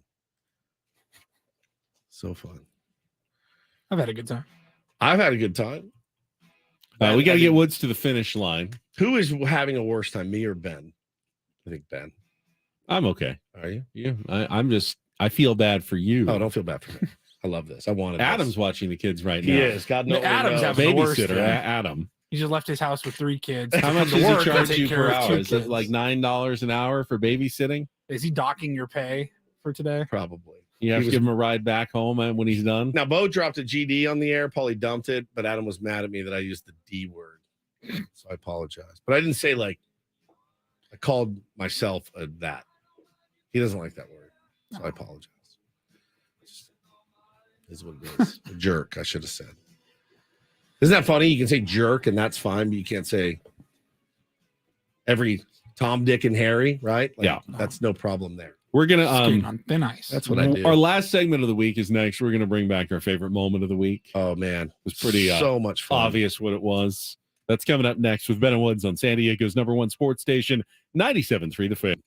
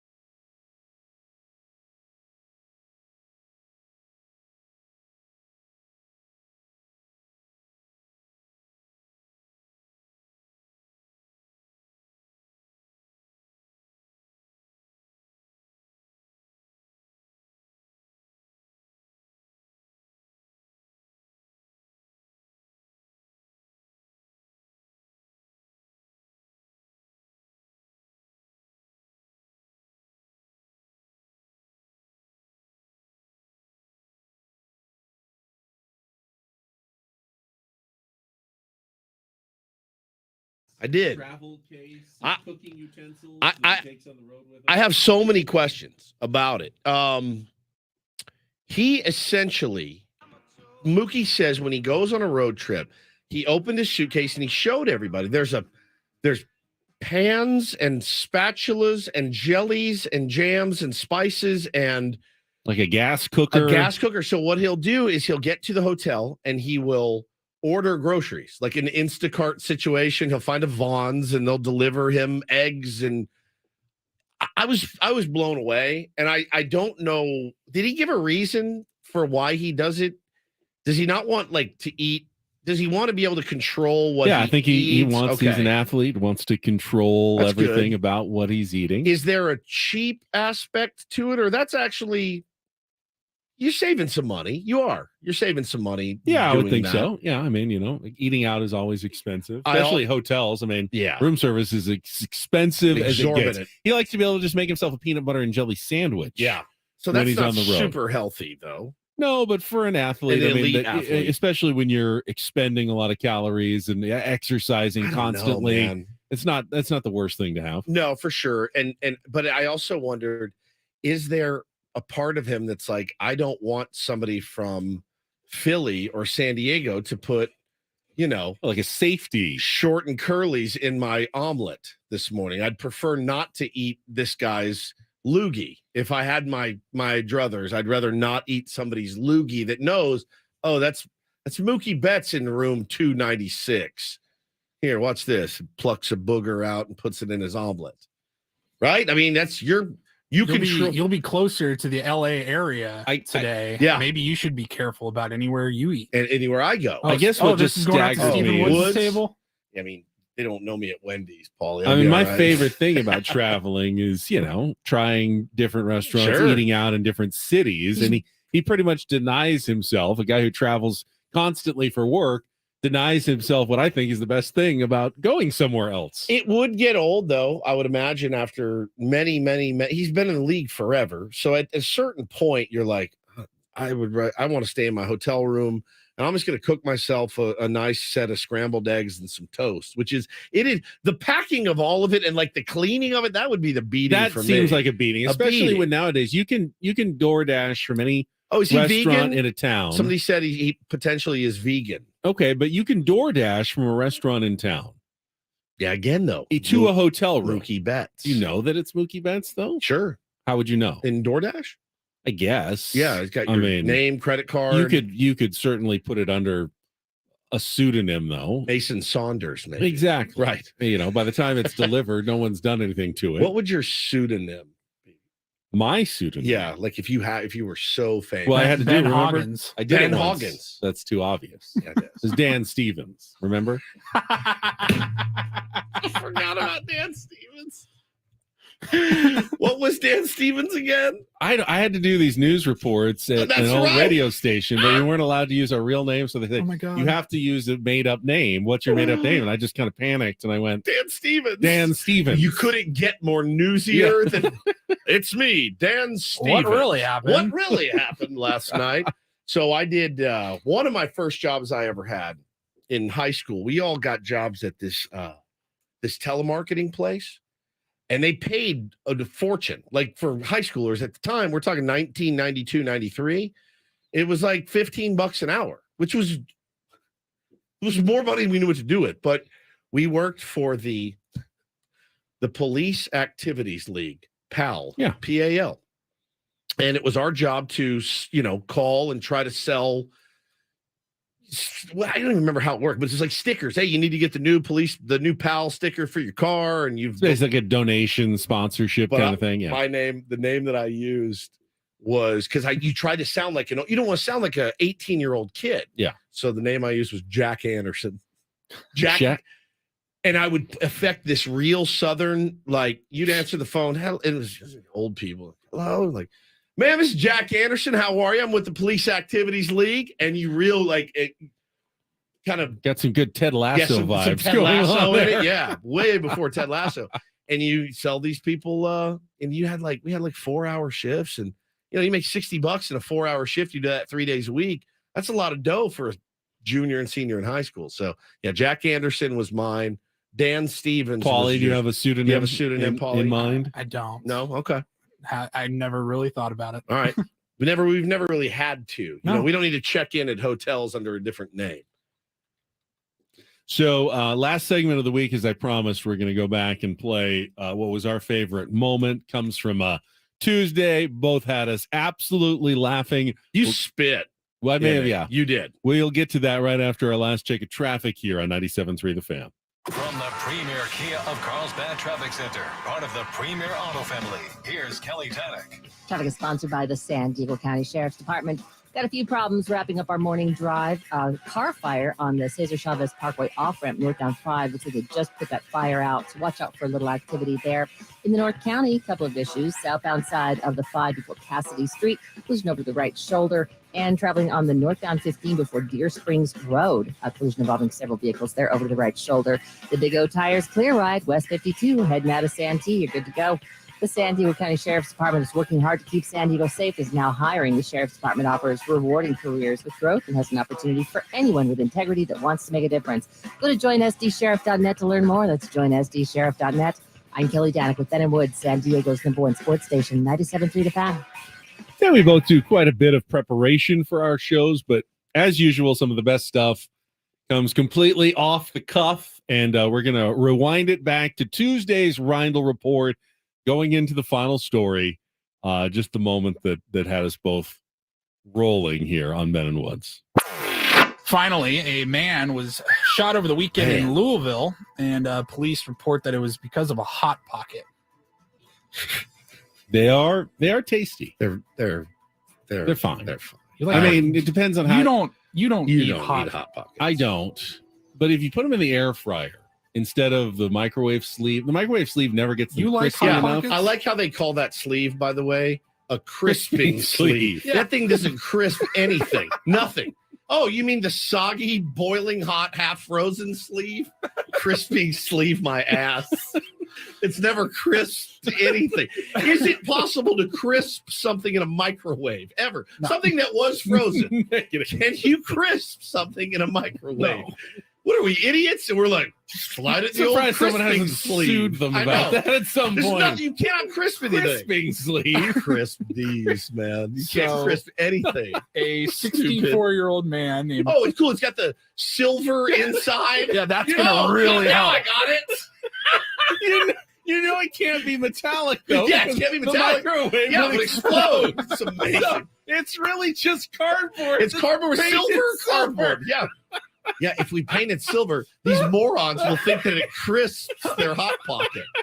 I hate it Well, so much. here's the thing: if you're eating Hot Pockets, you're probably hammered drunk. How about this? How about the Stouffer's French bread pizza that you flip on the silver trellis or whatever it is, like, and you lay it up there? Oh, that's different from putting it on a paper plate. Stupid. So stupid. And here we all both bought in. Oh, I'm in. Decades. I'm all We've decades. all bought into the crispy sleeve. It's a myth, and you're all suckers, all of us. Just Where- a bunch of idiots. Where is the R&D? I want to see Yeah, the I research. wanna see it. behind this Show me one that you crisped. sleeve. Show me one that you crisped for once. It's impossible. It just doesn't exist. Crispy sleeve. The old 64-year-old Clifton was arrested on Sunday after police said he shot his roommate following an argument in their neighborhood. Oh my God, dude. Police said that his roommate had eaten the last Hot Pocket, so he started throwing tiles at him. And then the arrest warrant says that the roommate tried to leave and run away, and Williams went back inside and got a gun. Shot him. And shot him Kill in him? the ass. No, he was treated at a nearby hospital for non-life-threatening injuries, but the man was so pissed that he ate the Hot Pocket and got a gun and shot him in the ass. Brilliant. Saw a picture of the man that committed. I can crime. see him in my mind's eye. I It's- used to it's sell him. exactly. I used to sell police activities league stickers, Paulie. To be honest with you, I promise. It's exactly whatever you think it is. That's what it is. Oh, that was great. That was great. I loved it. This hour on 97.3 The Fan is brought to you by SC Johnson Off. This is Protection. Yep. Protection, the everyday skin protection ritual that protects your skin from mosquitoes. Prevention is the best protection. Off. The number one dermatologist recommended What is a repellent. dermatologist? Dermatologist recommended repellent. Yes. SC It's been a minute. Johnson. It has been a dermatologist. Gonna line up. Oh, good. Let's hear it, Paulie. Sure, it will. Any weird changes? I'm sure Bob it will Melvin spark confidence. Bob Melvin was certainly in a state last night after the game. If it was any one of us, we'd probably throw a blowtorch to the next day's lineup I and would do have been something completely different. Nelly Cruz leading off, playing third. My guess is Bob Melvin went to the hotel, slept it off, got up in the morning and said, my best option is throwing my best lineup out there as usual, and it's going to look pretty much like it does every other day. Guys Am I are right? guys are righty on the bump, Or am I wrong? Yep, righty on the bump. Blake Snell going for the Padres. Okay. Leading off, playing right field, Fernando Tatis Jr. Batting right. second, playing first base, Jake Cronenworth. Okay. Juan Soto batting third and left. Xander hitting cleanup, playing short. Carpenter's DH. Odor batting sixth at second base. Ha-Seong Kim batting seventh, playing third. Grisham in center, and Sullivan catching Blake Snell batting ninth. Back starts for Sully. Pretty much the expected lineup. Ha-Seong Kim, I think, moves up a slot. He's hitting better than most right now. You say he's at least He actually leading- leads the team in WAR right now, ahead of even Juan Soto.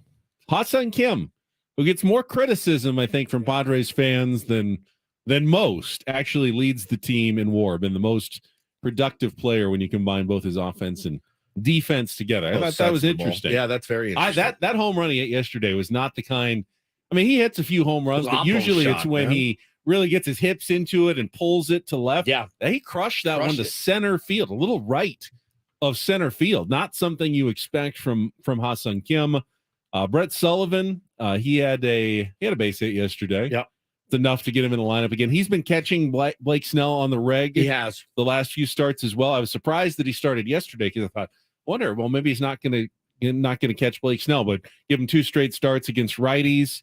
Get him out there. Not that I've been that impressed with Brett Sullivan behind the plate. He but boxes. You know, when we he's talked got about too many. sloppy earlier, there's a lot of he boxes a lot of strike. You know, strike three. A lot of times the ump won't give it to you, but he did yesterday.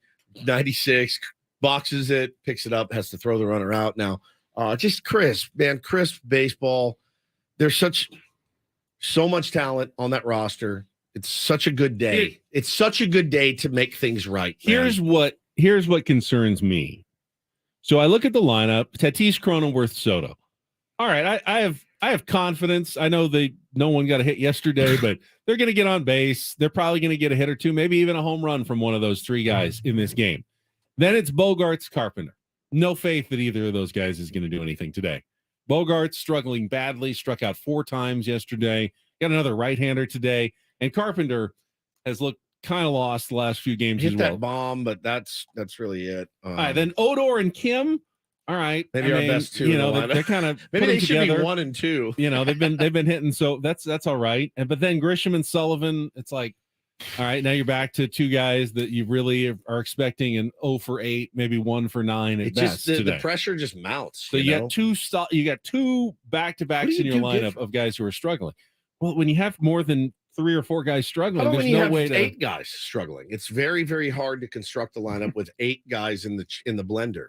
You know, at all times, pretty much with this team. There's no, you can criticize Bob Melvin all you want. There's no way to put together the lineup. What's the winning combo of, right of now? 8 guys that are scuffling? So, you know, I mean, it again on paper it sets up nicely for a Padres win. I do feel like we're going to win today.